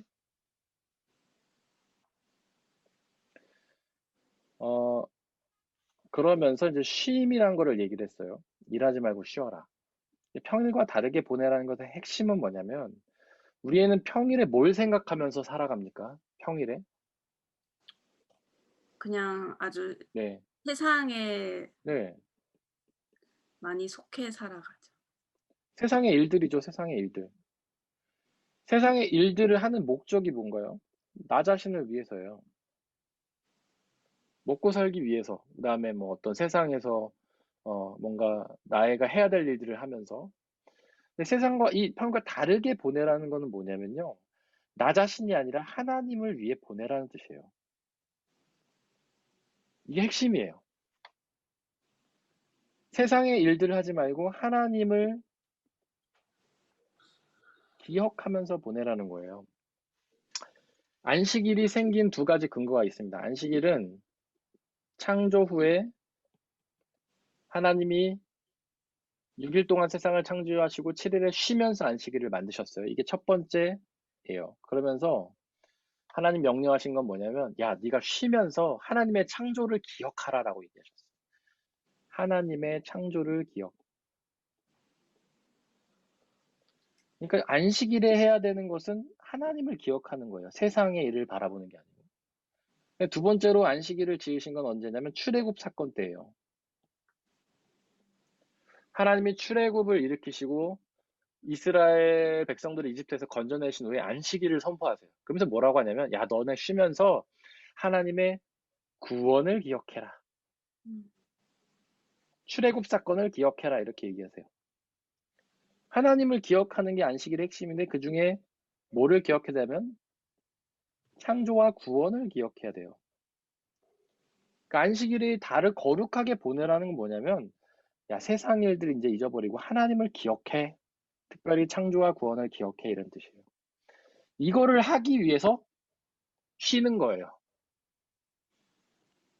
우리가 일하면서 하나님을 잘 기억할 수 있습니까? 어렵잖아요. 막 연주하면서 이거 틀릴까 맞을까? 지금 잘 하고 있나? 이 작품의 뜻은 뭐지? 지휘자의 의도는 뭐지? 이것만 생각하지요, 우리가 사실. 일하면서 이 물건 어떻게 잘 팔을까? 이렇게 생각하잖아요. 하나님을 기억할 시간이 없어요. 세상을 일하면서는. 쉬어야 돼요, 우리는요. 세상 일을 쉬어야지 하나님을 기억할 수 있어요. 그러니까 여기서 핵심은 쉬는 게 아니고 하나님을 기억하는 거예요. 이 하나님을 기억하기 위해서 우리는 예배를 드리는 겁니다. 예배의 핵심은 하나님을 구원하고 기억하는 거예요. 그런데 자매님처럼 주일에 일해야 되는 사람이 있어요. 그래도 자매님은 만약에 예배 시간이 맞으면 예배 드릴 수 있잖아요. 근데 그렇지 않은 사람이 있어요. 아침부터 저녁까지 일해야 되는 사람이 있어요. 이 사람은 예배를 드리지 못해요. 그럼 어떡하느냐? 이 안식일법을 어기는 거냐? 쉬지 않으니까? 저는 그런 분들한테 뭐라고 하냐면 지금 이 세상의 어떤 이 흐름 때문에 우리가 어쩔 수 없이 일을 하는 거잖아요. 내가 기뻐서 일하는 게 아니잖아요. 어쩔 수 없이 일을 하는 거니까 그 일을 하면서 쉬는 시간을 짬짬이 내서 하나님을 기억하셔라. 거기서 하나님을 예배하고 하나님을 기억하고 그분의 창조와 구원을 기억해라. 그러면 안식일을 거룩하게 지키는 거다. 저는 이렇게 생각합니다. 근데 이건 저만의 해석이 아니에요. 예수님이 얘기하셨죠. 예수님의 제자들이 안식일에 논밭에서 이삭을 주워 먹습니다. 이삭을 주워 먹는 것도 일이에요. 근데 예수님은 그거를 허락하세요. 그 바리새인들이 와가지고 예수님한테 따져요. 예수님, 어떻게 당신의 제자들은 안식일에 이삭을 주워 먹습니까? 이삭을 왜 주워 먹으면서 안식을 어깁니까? 그러니까 예수님이 뭐라고 얘기하시나요? 괜찮다고 허용하시잖아요. 그건 뭐냐면 이삭을 주워 먹는 거는 생명을 위한 일이에요. 나의 생명을 유지하기 위한 일이에요. 그들이 얼마나 배가 고팠으면 그들이 유대인인데 안식일에 이삭을 주워 먹었겠어요. 생명을 위한 거기 때문에 하나님의 창조를 그리고 구원을 기억한 거라는 거예요. 그래서 예수님 그걸 허락하신 겁니다. 그러니까 안식일을 비록 어기더라도 안식일 법을 어기더라도 하나님의 창조와 구원을 기억했으면 그거는 하나님 보시기에 옳은 거예요. 예수님 그렇게 말씀하신 거예요. 그럼 예수님이 안식일에 사람을 고치십니다. 병든 자를 치유하세요. 근데 바리새인이 와가지고 아니 다른 날도 다 있는데 왜 안식일에 굳이 이 병든 자를 고치냐고 막 따져요. 다른 날 고치라고. 근데 예수님이 그러잖아요. 안식일에 생명을 고치는 것이 안식일을 지키는 거다. 그러니까 안식일에 생명이 중요하다는 거예요. 안식일을 법적으로 율법적으로 내가 일하지 않고 쉬는 게 중요한 게 아니라 안식일의 정신인 하나님의 창조와 구원을 기억하는 게 더 중요하다고 예수님 말씀하신 거예요. 그러니까 비록 우리가 주일에 예배를 못 드린다 하더라도 틈틈이 일을 하면서 하나님을 기억하고 그분의 구원과 창조를 기억한다면 저는 그것이 안식일을 지킨 것이다 라고 생각합니다. 전 예수님의 뜻이 그렇다고 봐요. 네. 혹시 답이 되셨나요? 네, 감사합니다. 네. 네. 또 혹시 질문 있으십니까? 근데 그렇다고 해서 앞으로 나는 안식일을 하나님을 기억하면 되니까 이제 뭐 주일 교회 안 가도 되겠네 이렇게 생각하시면 안 되는 거예요. 막 놀러 가면서 놀러 가서 하나님 기억하지 뭐. 이거는 합리화를 시키는 겁니다. 여러분들 놀면서 하나님 기억할 수 있어요? 말로는 가능한데 실제로 어렵죠. 우리는 하나님을 잘 기억하기 위해서 주일에 교회 가서 예배를 드리는 거예요. 예배라는 공간에서 하나님을 찬양하고 기도하고 성만찬을 행하면서 그 무엇보다도 예배하는 것이 안식일을 잘 지키는 것이기 때문에 그렇게 하는 거예요. 여러분들이 가능하다면 예배를 드리는 게 제일 중요하죠. 근데 어쩔 수 없다면 거기서 안식일을 지키라는 거지. 앞으로 자유함으로 마음껏 놀러 다니라 이런 뜻은 아닙니다. 오해하지 마시기 바랍니다. 네. 네. 그럴 분은 안 계실 거라고 생각해요. 네. 자, 부활의 승리. 예수님은 구원하시기 위해서 부활을 하셨습니다. 로마서 4장 25절 말씀 함께 읽어보겠습니다. 시작. 예수는 우리의 범죄 때문에 죽임을 죽음을 당하시고 또한 또한 우리를 우리를 얻게 의롭게 하시려고 하시려고 살아나셨고 살아나셨습니다. 사사사절. 아멘. 로마서 4장 25절 말씀. 아멘. 이제 많은 신앙인들이 사실 십자가의 죽음에 대해서는 깊이 생각합니다. 깊이 고백하고요. 근데 부활에 대해서는 이렇게 진지하게 생각하진 않아요. 뭔가 고난주간이나 또 성금요일이나 예수님의 죽음의 사건, 뭐 영상이나 설교를 들으면서 우리가 감동하고 눈물을 흘리고 이렇게 하지만 부활주일에 대해서는 사실 그렇게 막 기뻐하거나 그러지 않아요. 그냥 부활주일이니까 하고 형식적으로 그냥 지키는 거죠. 사실 뭐 부활절 칸타타 부르고 이러면서 그리고 얼마 전에 좀 오래됐어요. 몇 년 전에 제가 그 어떤 설문조사를 봤는데 예수님을 믿는 사람들을 에게 질문한 거예요. 여러분들이 교회를 다니고 예수님 믿는데 예수님의 부활을 믿냐 이렇게 질문을 했어요. 근데 그들이 믿는다고 대답한 숫자가 그렇게 많지 않아요. 제가 기억할 때 한 20% 정도였던 것 같아요. 정확한 수치가 생각이 안 나는데 그러니까 교회를 다니는 사람 중에 극히 일부가 부활을 믿는다는 거예요. 진심으로. 많은 사람들은 잘 믿지 못해요. 부활은 너무나 중요한 사건입니다. 부활로 인해서 우리의 구원이 완성이 된 거예요. 예수님이 십자가에 죽으심으로 우리의 죄 용서를 하셨어요. 근데 죄 용서는 구원이 완성된 게 아니에요. 근데 죄 용서 받고 끝난 거예요. 부활을 하셨기 때문에 우리의 구원이 완성이 되신 겁니다. 부활을 하셨기 때문에 우리가 영원한 생명을 누리게 된 거예요. 그런데 왜 사람들이 죽음은 잘 받아들이면서 부활은 받아들이지 못하는가? 부활은요, 신학적 용어로 유일회적 사건이다 이렇게 말해요. 유일회적 사건이란 건 뭐냐면 인간의 모든 역사를 통틀어서 딱 한 번 있었다는 뜻이에요. 부활은 모든 인류 역사에 딱 한 번 있었어요. 예수님 한 번만 있었어요. 그렇다면 질문이 가능하죠. 나사로를 예수님이 살리셨잖아요. 나사로는 부활이 아닙니까? 나사로는 부활이 아닙니다. 나사로는 소생이에요. 소생은 부활과 다른 거예요. 소생과 부활이 뭐가 다른지 혹시 아시나요? 제가 저번에 한번 설명드린 적이 있는데. 죽었어요. 네. 다시 네. 죽. 예, 죽었다가 살았는데 다시 죽은 거. 이게 소생이에요. 나사로는 소생입니다. 나사로는 다시 죽었잖아요. 예수님은 죽었다가 살았는데 영원히 사셨죠. 이게 부활이에요.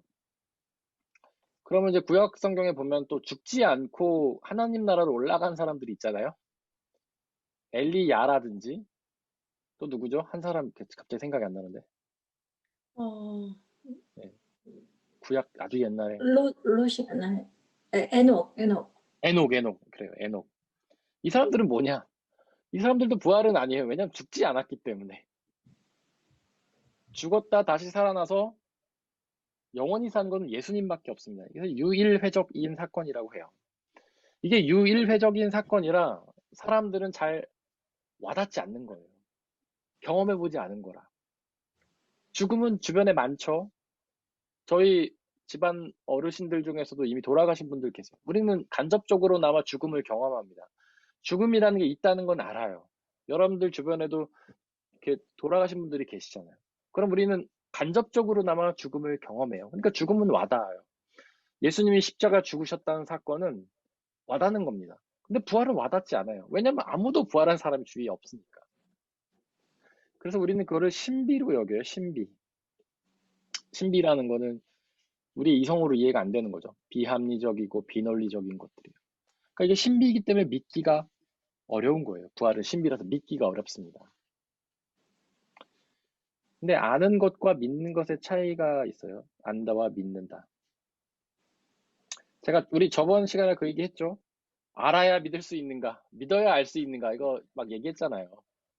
이거는 서로 이제 중요한 관계가 있다고 얘기를 했죠. 어쨌거나, 안다는 거는 믿는다는 것과 다른 거죠. 안다는 거는 우리의 지식이나 이성으로 경험이 가능하고 우리가 받아들이는 거예요. 근데 알려고 노력해서 알 수 없는 순간이 와요. 그때 믿음이 필요한 거죠. 물론 정 집사님 말씀처럼 믿으면 알게 될 수도 있겠지만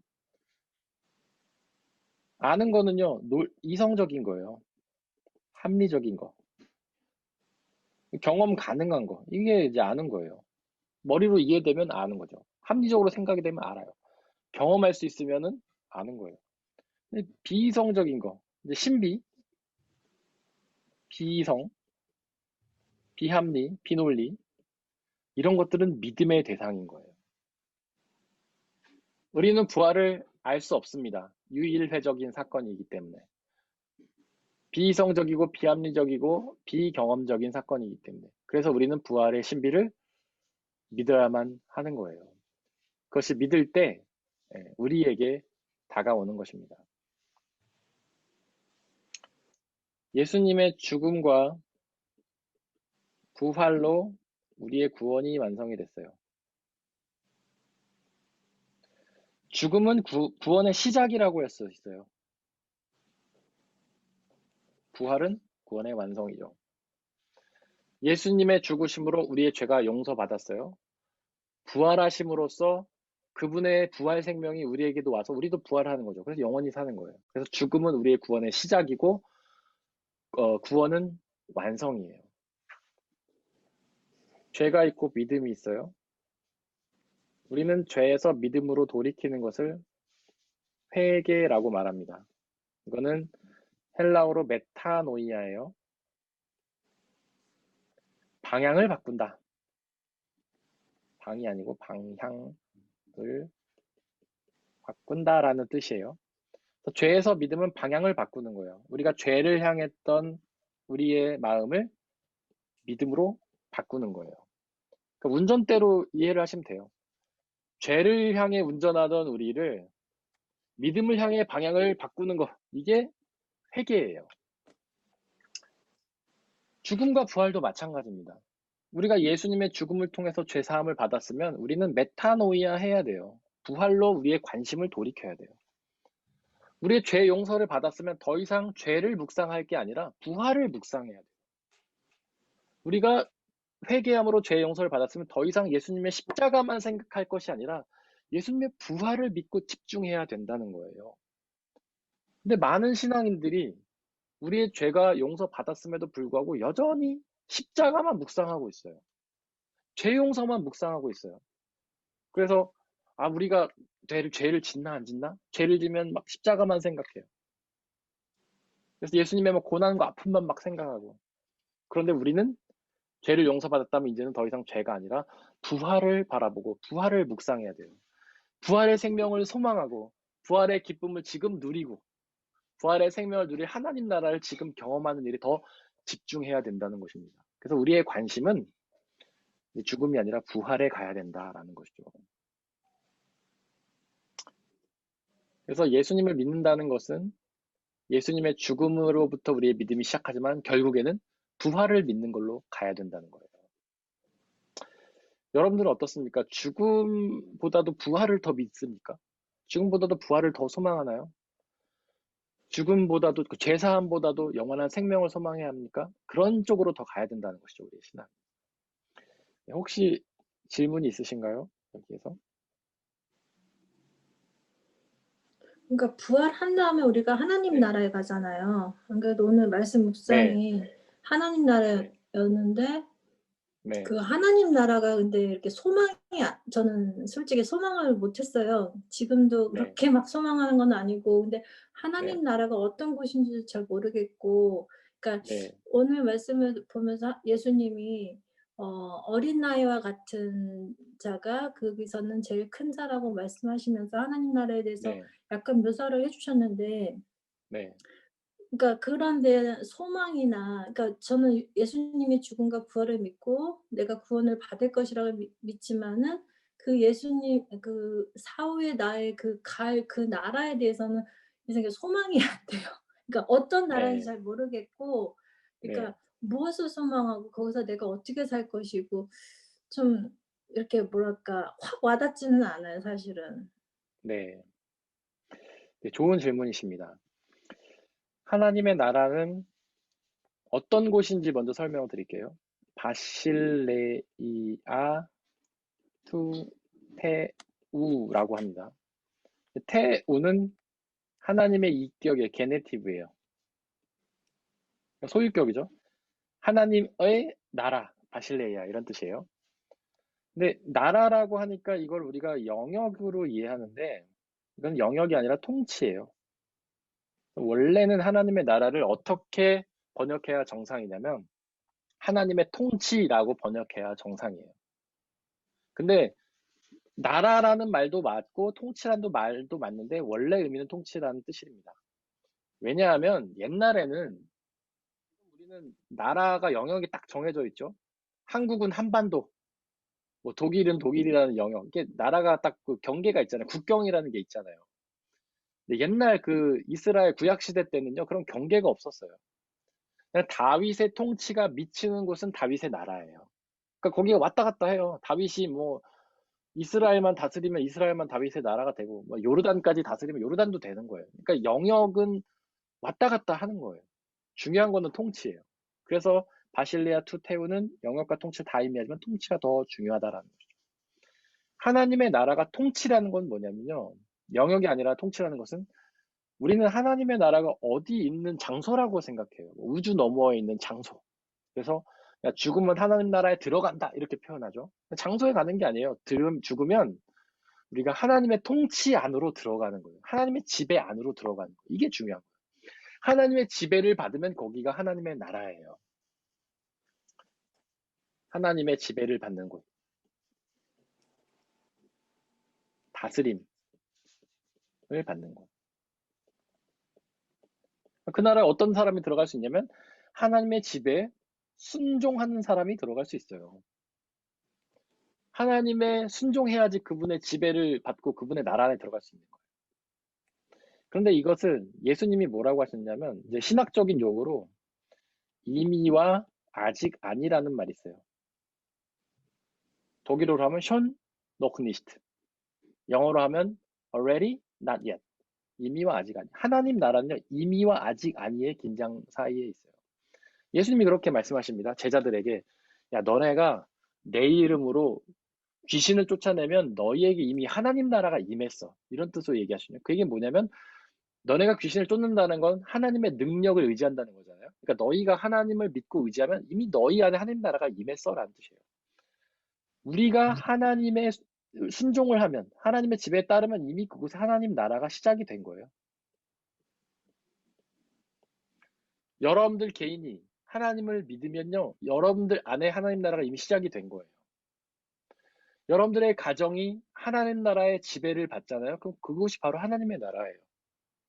우리의 교회가 하나님의 지배를 받으면 그곳이 하나님의 나라예요. 그런데 아직 완성되지는 않았어요. 왜냐하면 우리 안에 아직 죄가 남아있기 때문에 우리가 하나님을 믿고 따를 때도 있지만 하나님 부인할 때도 있잖아요. 여러분들 그렇죠? 여러분들이 삶 속에서 매일같이 하나님을 온전히 믿습니까?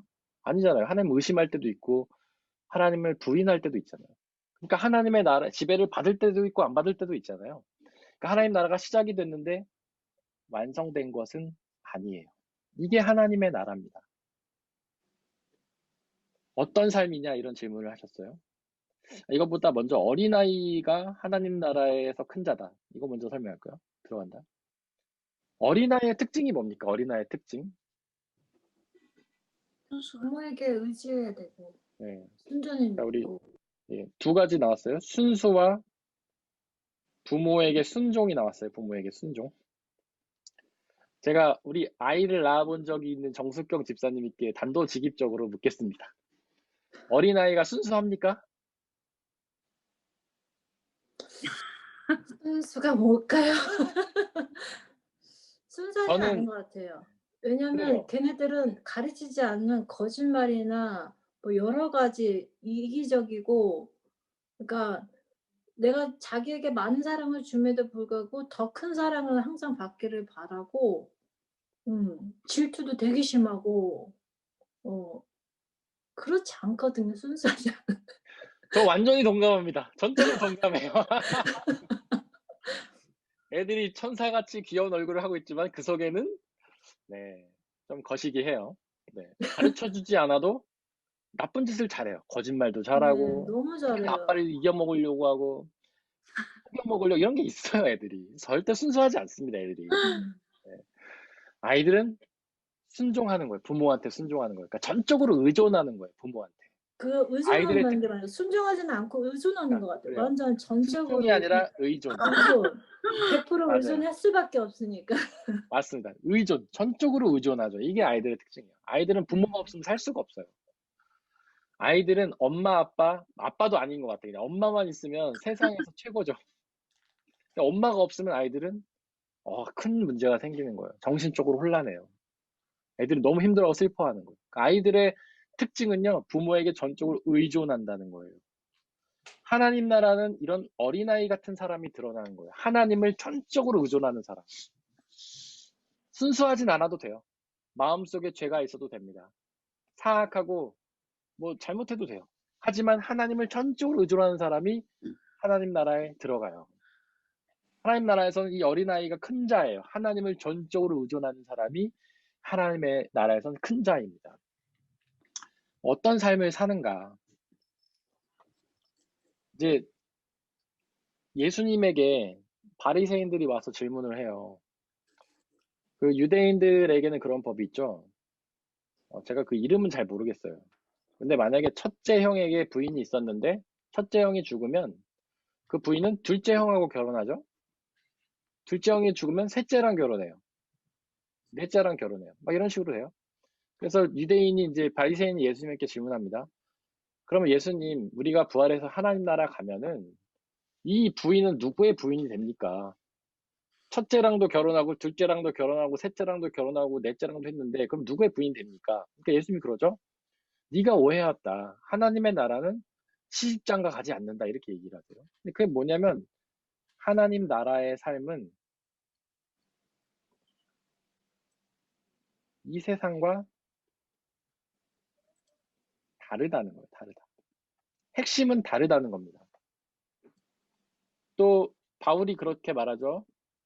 로마서가에서 하나님의 나라는 먹고 마시는 것이 아니다.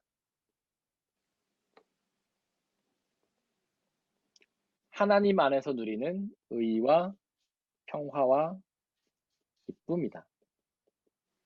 하나님 나라는 먹고 마시지 않는데요. 우리가 우스갯소리로 뭐 그런 농담 있지 않습니까? 하나님 나라 가면은 이제 하나님 나라에서 아주 진수성찬을 막 먹는다.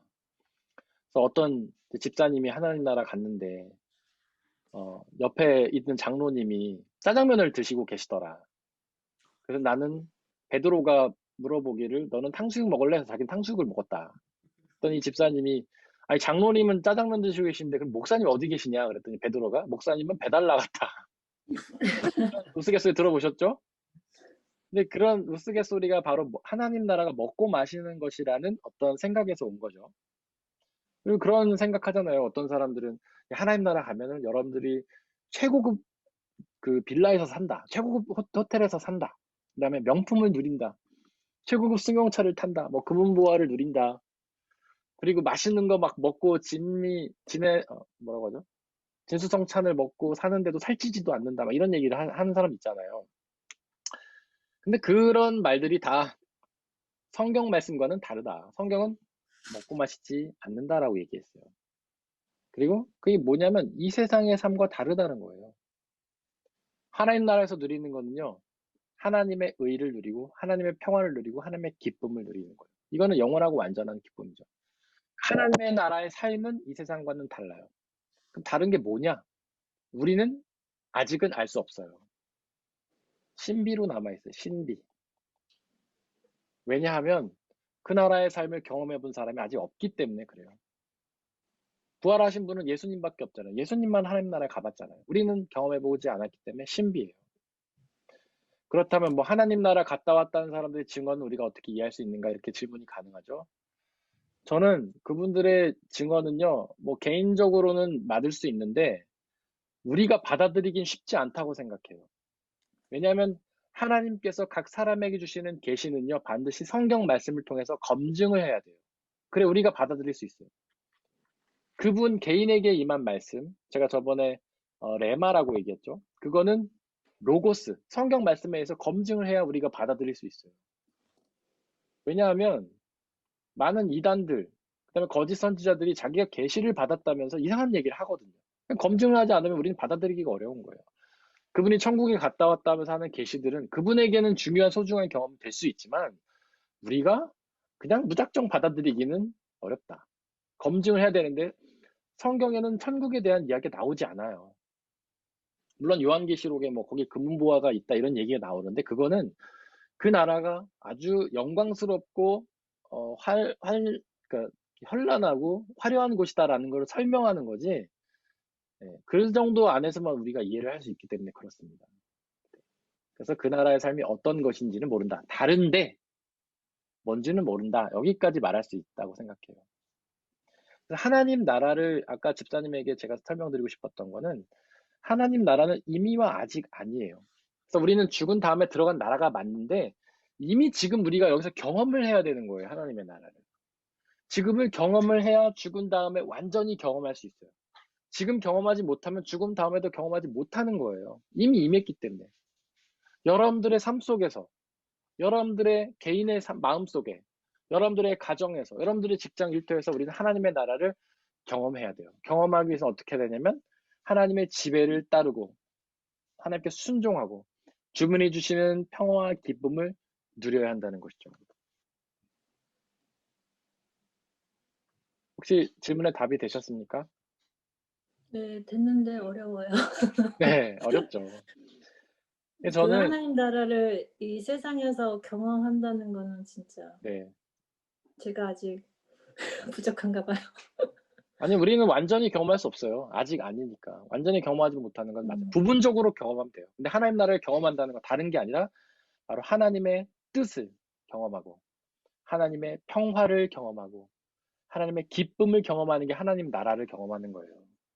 만약에 우리가 아주 힘든 일을 경험했어요.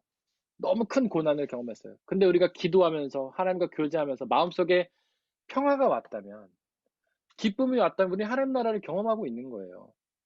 세상적으로 보면 말도 안 되죠. 이런 큰 고난을 경험했는데 우리는 슬퍼하는 게 맞아요. 낙심하는 게 맞아요.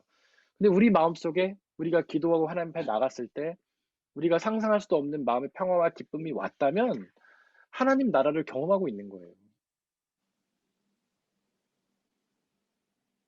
그러면 여러분들 하나님 나라를 경험하고 있는 겁니다. 뭐 대단한 게 아니에요. 특별한 게 아니에요. 근데 상식적으로 볼 때 말이 안 되잖아요. 그렇게 어렵고 힘든 일을 경험했는데 기뻐한다는 게 말이 됩니까? 평화로운 게 말이 돼요? 말이 안 되죠. 어려운 일을 당하면 우리 안에서는요, 평화가 사라져야 돼요. 기쁨이 사라져야 돼요. 미움이 생겨야 돼요. 나를 힘들게 한 저 인간 죽여야 되는 거예요. 막 두들겨 패야 되는 거예요. 그러나 마음에 평화가 오고 그 사람을 용서하게 되고 그럼에도 불구하고 기뻐하게 되고 이것은 하나님의 지배를 따를 때 가능한 일이라는 겁니다. 현실적으로 말하면 이렇게 얘기할 수 있어요. 우리가 고난을 당했어요. 어려움을 당했어요. 근데 그 안에 하나님의 뜻이 있다고 믿는 거예요. 나는 너무 어려운 일을 당했지만 세상적으로 볼 땐 너무 괴로운 일이지만 이게 하나님의 뜻이 있구나. 그 안에 하나님의 통치가 있구나. 하나님의 지배가 있다. 이거를 믿으면 우리는 평화와 기쁨을 경험하게 됩니다. 이게 하나님 나라를 경험하는 거라는 거죠. 우리 신앙은요, 구체적인 거예요. 막 동떨어진 막 말도 안 되는 그런 얘기가 아니에요. 제가 아까 신앙이 로고스라고 전에 말씀드렸죠. 로고스가 뭡니까? 이성이에요, 이성. 신앙은 지극히 이성적인 거예요. 우리가 지금 이 세상에서 합리적, 논리적으로 받아들일 수 있는 거예요. 하나님 나라를 경험한다는 건 막 동떨어진 얘기가 아니에요. 바로 우리 안에서 우리가 하나님의 뜻을 믿음으로 지금 실제 평화와 기쁨을 경험한다는 게 이게 신앙인 겁니다. 혹시 답이 되셨나요? 네. 오늘도 제 생각엔 이과를 끝내지 못할 것 같다는 느낌이 드는데요. 뭐 중요한 건 진도가 아니라 정확하게 아는 거니까 너무 귀한 시간이라고 생각하고 제가 승천까지를 하면 시간이 너무 많이 필요할 것 같아요. 그래서 여기까지 해야 될 것 같고요. 혹시 여기까지 질문이나 아니면 받으신 은혜를 나누고 싶은 게 있으신가요? 제가 간증을 네. 하면요. 저번 네. 주에 말씀을 듣고 그 아는 것과 그 믿음에 대해서 우리 말씀 네. 나눴는데 저기 지은자인가요? 은민자매. 은민자매 죄송합니다. 네. 그 말씀 듣고 나는 왜 내 생각으로 이렇게 자꾸 하나님을 내 안에 가두려고 하는가에 대해서 참 많이 깨닫고 감사해서 그래서 다른 사람의 그런 걸 듣는다는 게 얼마나 중요한 것인지 좀 깨달으면서 네.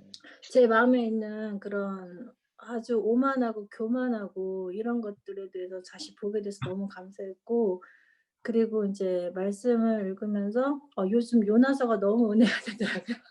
그래서 원문으로도 독일어 성경으로 몇 번을 읽는데 그 요나가 저 같더라고요. 그러니까 니네를 어 쟤는 너무나 자기의 관점으로 그 나라를 바라보면서 '너무나 악한 나라니까 벌 받아야 돼.'라는 그런 마음이 제 안에도 많이 있는데 우리 요나가 막 그렇게 생각을 하고 하나님의 뜻에 어긋나게 다시스로 도망가다가 다시 잡혀와 가지고 그 뱃속에서 하나님을 막 인제 또 용서를 구하는데 또 인제 가서 회개하고 다시 느느에서 인제 그 복음을 전했는데 그 사람들 다 회개하니까 또 열 받아 가지고 산중턱에 앉아 가지고 '그래도 맞아요. 저 나라 망하겠지.'라고 혹시 하나님이 뜻을 돌이키시지 않으실까 했지만 그 나라를 멸망시키지 않는 하나님을 보면서 '야 당신은 진짜 대단한 사람입니다.' 하나님과 얘기하는 부분을 보면서 어쩌면 나 같은 모습일까 하나님한테 막 따지잖아요. "그래 너는 너무나 인내심도 많고 하나님한테 막 그렇게 당신은 너무나 대단하십니다." 막 하시면서 "근데 저를 죽여 주세요."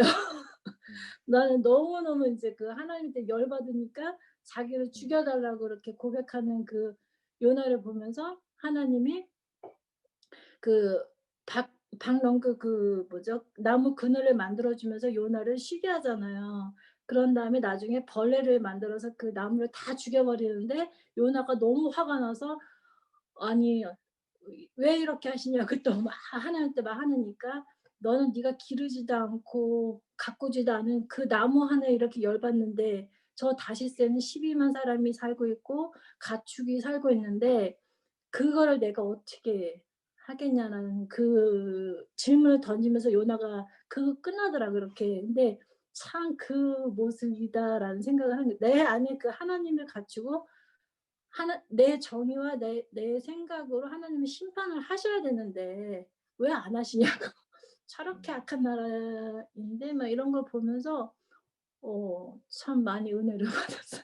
그래서 내가 이 모습이었고 내 안에 갖춰진 가두어 둔 하나님의 그 경계를 절대 넘어가면 안 돼. 하나님이 이렇게 역사해야 되는데 왜 이렇게 역사를 하지 않으실까라는 그런 저의 그런 거를 저번 주에 나눴던 말씀에 이어서 말씀을 묵상하면서 좀 많이 깨달았어요. 그래서 참 은혜로운 한 주간이었던 것 같아요, 저는. 시간 나눔 감사합니다. 저는 그 집사님 지금 나누신 게 우리 신앙의 가장 중요한 핵심 중에 하나라고 봐요. 그러니까 이제 고정관념이라고 얘기를 하셨는데 이걸 다른 말로 하면 나의 생각이겠죠. 근데 아까 제가 죄에 대해서 얘기하면서 죄는 하나님을 믿지 않는 거라고 말씀드렸어요. 근데 어거스틴이라는 학자는 죄를 교만이라고 말했어요. 이게 무슨 뜻이냐면 죄는 하나님을 믿지 않고 나를 믿는 것이란 뜻이에요. 나. 태초에 하나님이 선악과를 먹지 말라고 하셨잖아요. 선악을 알게 하는 나무죠. 이게 판단하는 거예요, 판단. 선악을 판단하는 거. 근데 인간에게 먹지 말라고 하셨어요. 왜냐하면 선악의 판단은 하나님만 하시는 거기 때문에. 근데 인간이 판단하는 게 죄인 거예요. 선악을 사람이 판단하는 게 죄.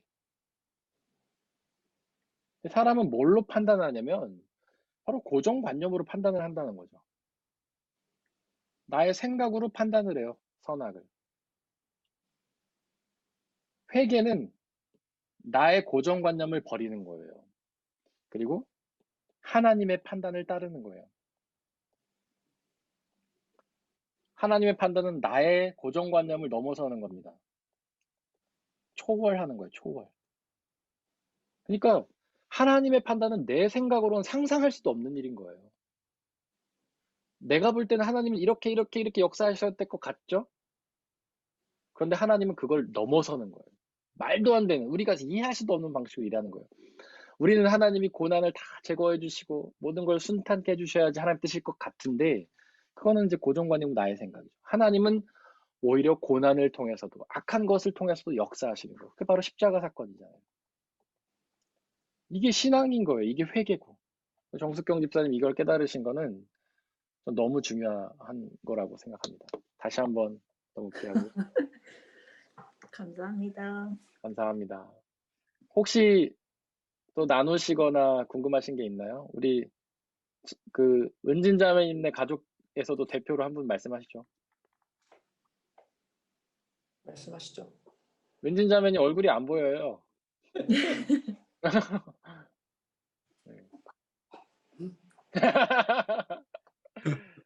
자꾸 서로 이렇게 미루고 있는데. 없으시면 안 하셔도 됩니다. 네, 저희는 다음번에 하도록 하겠습니다. 알겠습니다. 네. 우리 은민형제님, 은민자매님 가정에서도 대표로 한번 해주시죠.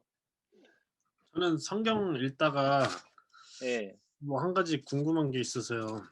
네네, 그 삼손이 네, 마지막에 이제 잡혀서 눈 뽑혀서 묶여 있다가 마지막으로 하나님께 간청을 하잖아요. 이 사람들이 네, 빈정되고 그래서 네, 저에게 마지막으로 힘을 주셔서 네, 제가 저 사람들의 하나님의 위대함을 보여줄 수 있게 해주세요 해서 그 기둥을 밀어서 다 같이 죽잖아요. 네. 그건 자살 행위 아닌가요? 삼손이 스스로에게 자살 행위를요? 그러니까 그게 좀 궁금했어요. 그건 아, 자기가 죽는다는 걸 알면서 이렇게 네, 한 건데 그걸 자살 네, 행위로 볼 수 없는 건가? 아니면은 그들이 네, 이미 하나님을 막 비웃고 네, 그랬기 때문에 그냥 그 벌 네, 하시는 거를 하나님이 허락을 해주신 건지 예. 좀 애매해서요. 일단은 이제 구약 시대에 있는 하나님의 역사는 우리가 조금 다르게 이해해야 할 필요가 있어요. 구약 시대 하나님의 역사는 좀 뭐랄까 어떤 이방 사람들이나 믿지 않는 사람들에게 좀 가혹하죠. 막 그들을 죽이거나 멸망시키거나 막 이렇게 하죠. 근데 그래서 우리가 구약의 하나님을 뭐 전쟁의 하나님이다, 용사의 하나님이다 이렇게 표현을 하기도 해요. 좀 잔인해 보이기도 하고. 근데 그 이유가 있는데 왜냐하면 당시에는 성경이라는 게 제대로 기록되어 있지 않았어요. 그러니까 하나님을 드러내는 방법이 그런 기적 같은 역사밖에 없었던 거예요. 이런 거를 통해서 하나님을 드러내셨습니다. 이걸 통해서 드러내려고 하셨던 거는 우상은 가짜고 하나님이 진짜다. 이런 걸 표현하시려고 한 거예요. 그러다 보니까 이제 우상을 섬기는 나라를 이렇게 죽이기도 하시고 이렇게 하신 거죠. 그 목적은 하나님이 잔인하고 그들을 미워하고 그래서라기보다는 하나님이 참이시다라는 것을 보여주기 위함이라고 볼 수 있어요. 근데 삼손 사건도 그렇게 이해를 해야 되죠. 이제 삼손도 이제 어떤 우상을 믿는 사람들에게 조롱을 당했잖아요. 그 이유는 머리 잘리고 능력이 없고 막 그러니까 네가 믿는 하나님 가짜 아니냐, 네가 믿는 하나님은 뭐 정말 하나님이 아닌 거 아니냐, 뭐 능력 없는 하나님이 아니냐 이러니까 삼손이 하나님의 능력을 보여주시기 위해서 나에게 역사를 해달라 그렇게 해서 마지막에 이제 그 사람들을 죽인 것이죠. 근데 이게 이제 이 사건을 이해하는 방법이고요. 이제 삼손이 그렇게 어떤 놀라운 일을 해서 이방 사람들을 죽인 거는 결국에 하나님이 진짜라는 걸 보여주기 위해서다 이렇게 이해하시면 되고, 삼손이 그 가운데서 죽은 거는 자살이 아니냐. 근데 자살이기보다는 이제 희생이라는 표현이 더 맞다고 저는 생각합니다. 자살이 아니고 희생, 자기 희생. 근데 우리 기독교의 핵심은요, 자기 희생이에요. 자기 희생. 이게 우리 복음의 핵심 중에 하나예요. 죄가 교만이라고 말씀드렸다는 거는 죄가 곧 자기라는 거예요. 자기. 이 자기를 죽이는 것이 죽음이고 자기가 다시 하나님 안에서 살아나는 게 부활이죠. 예수님이 십자가에서 이루신 것도 예수님이라는 자기 자신을 죽이신 거잖아요. 그리고 부활을 하신 거죠. 그러니까 삼손의 자기 희생이 보여주는 거는 결국 죄라는 교만의 근원, 죄의 근원인 나를 죽인 고 하나님을 내세운 그런 사건이라고 볼 수 있는 거죠. 우리의 신앙생활은 그거예요. 신앙은요, 자기를 죽이는 게 신앙생활이에요.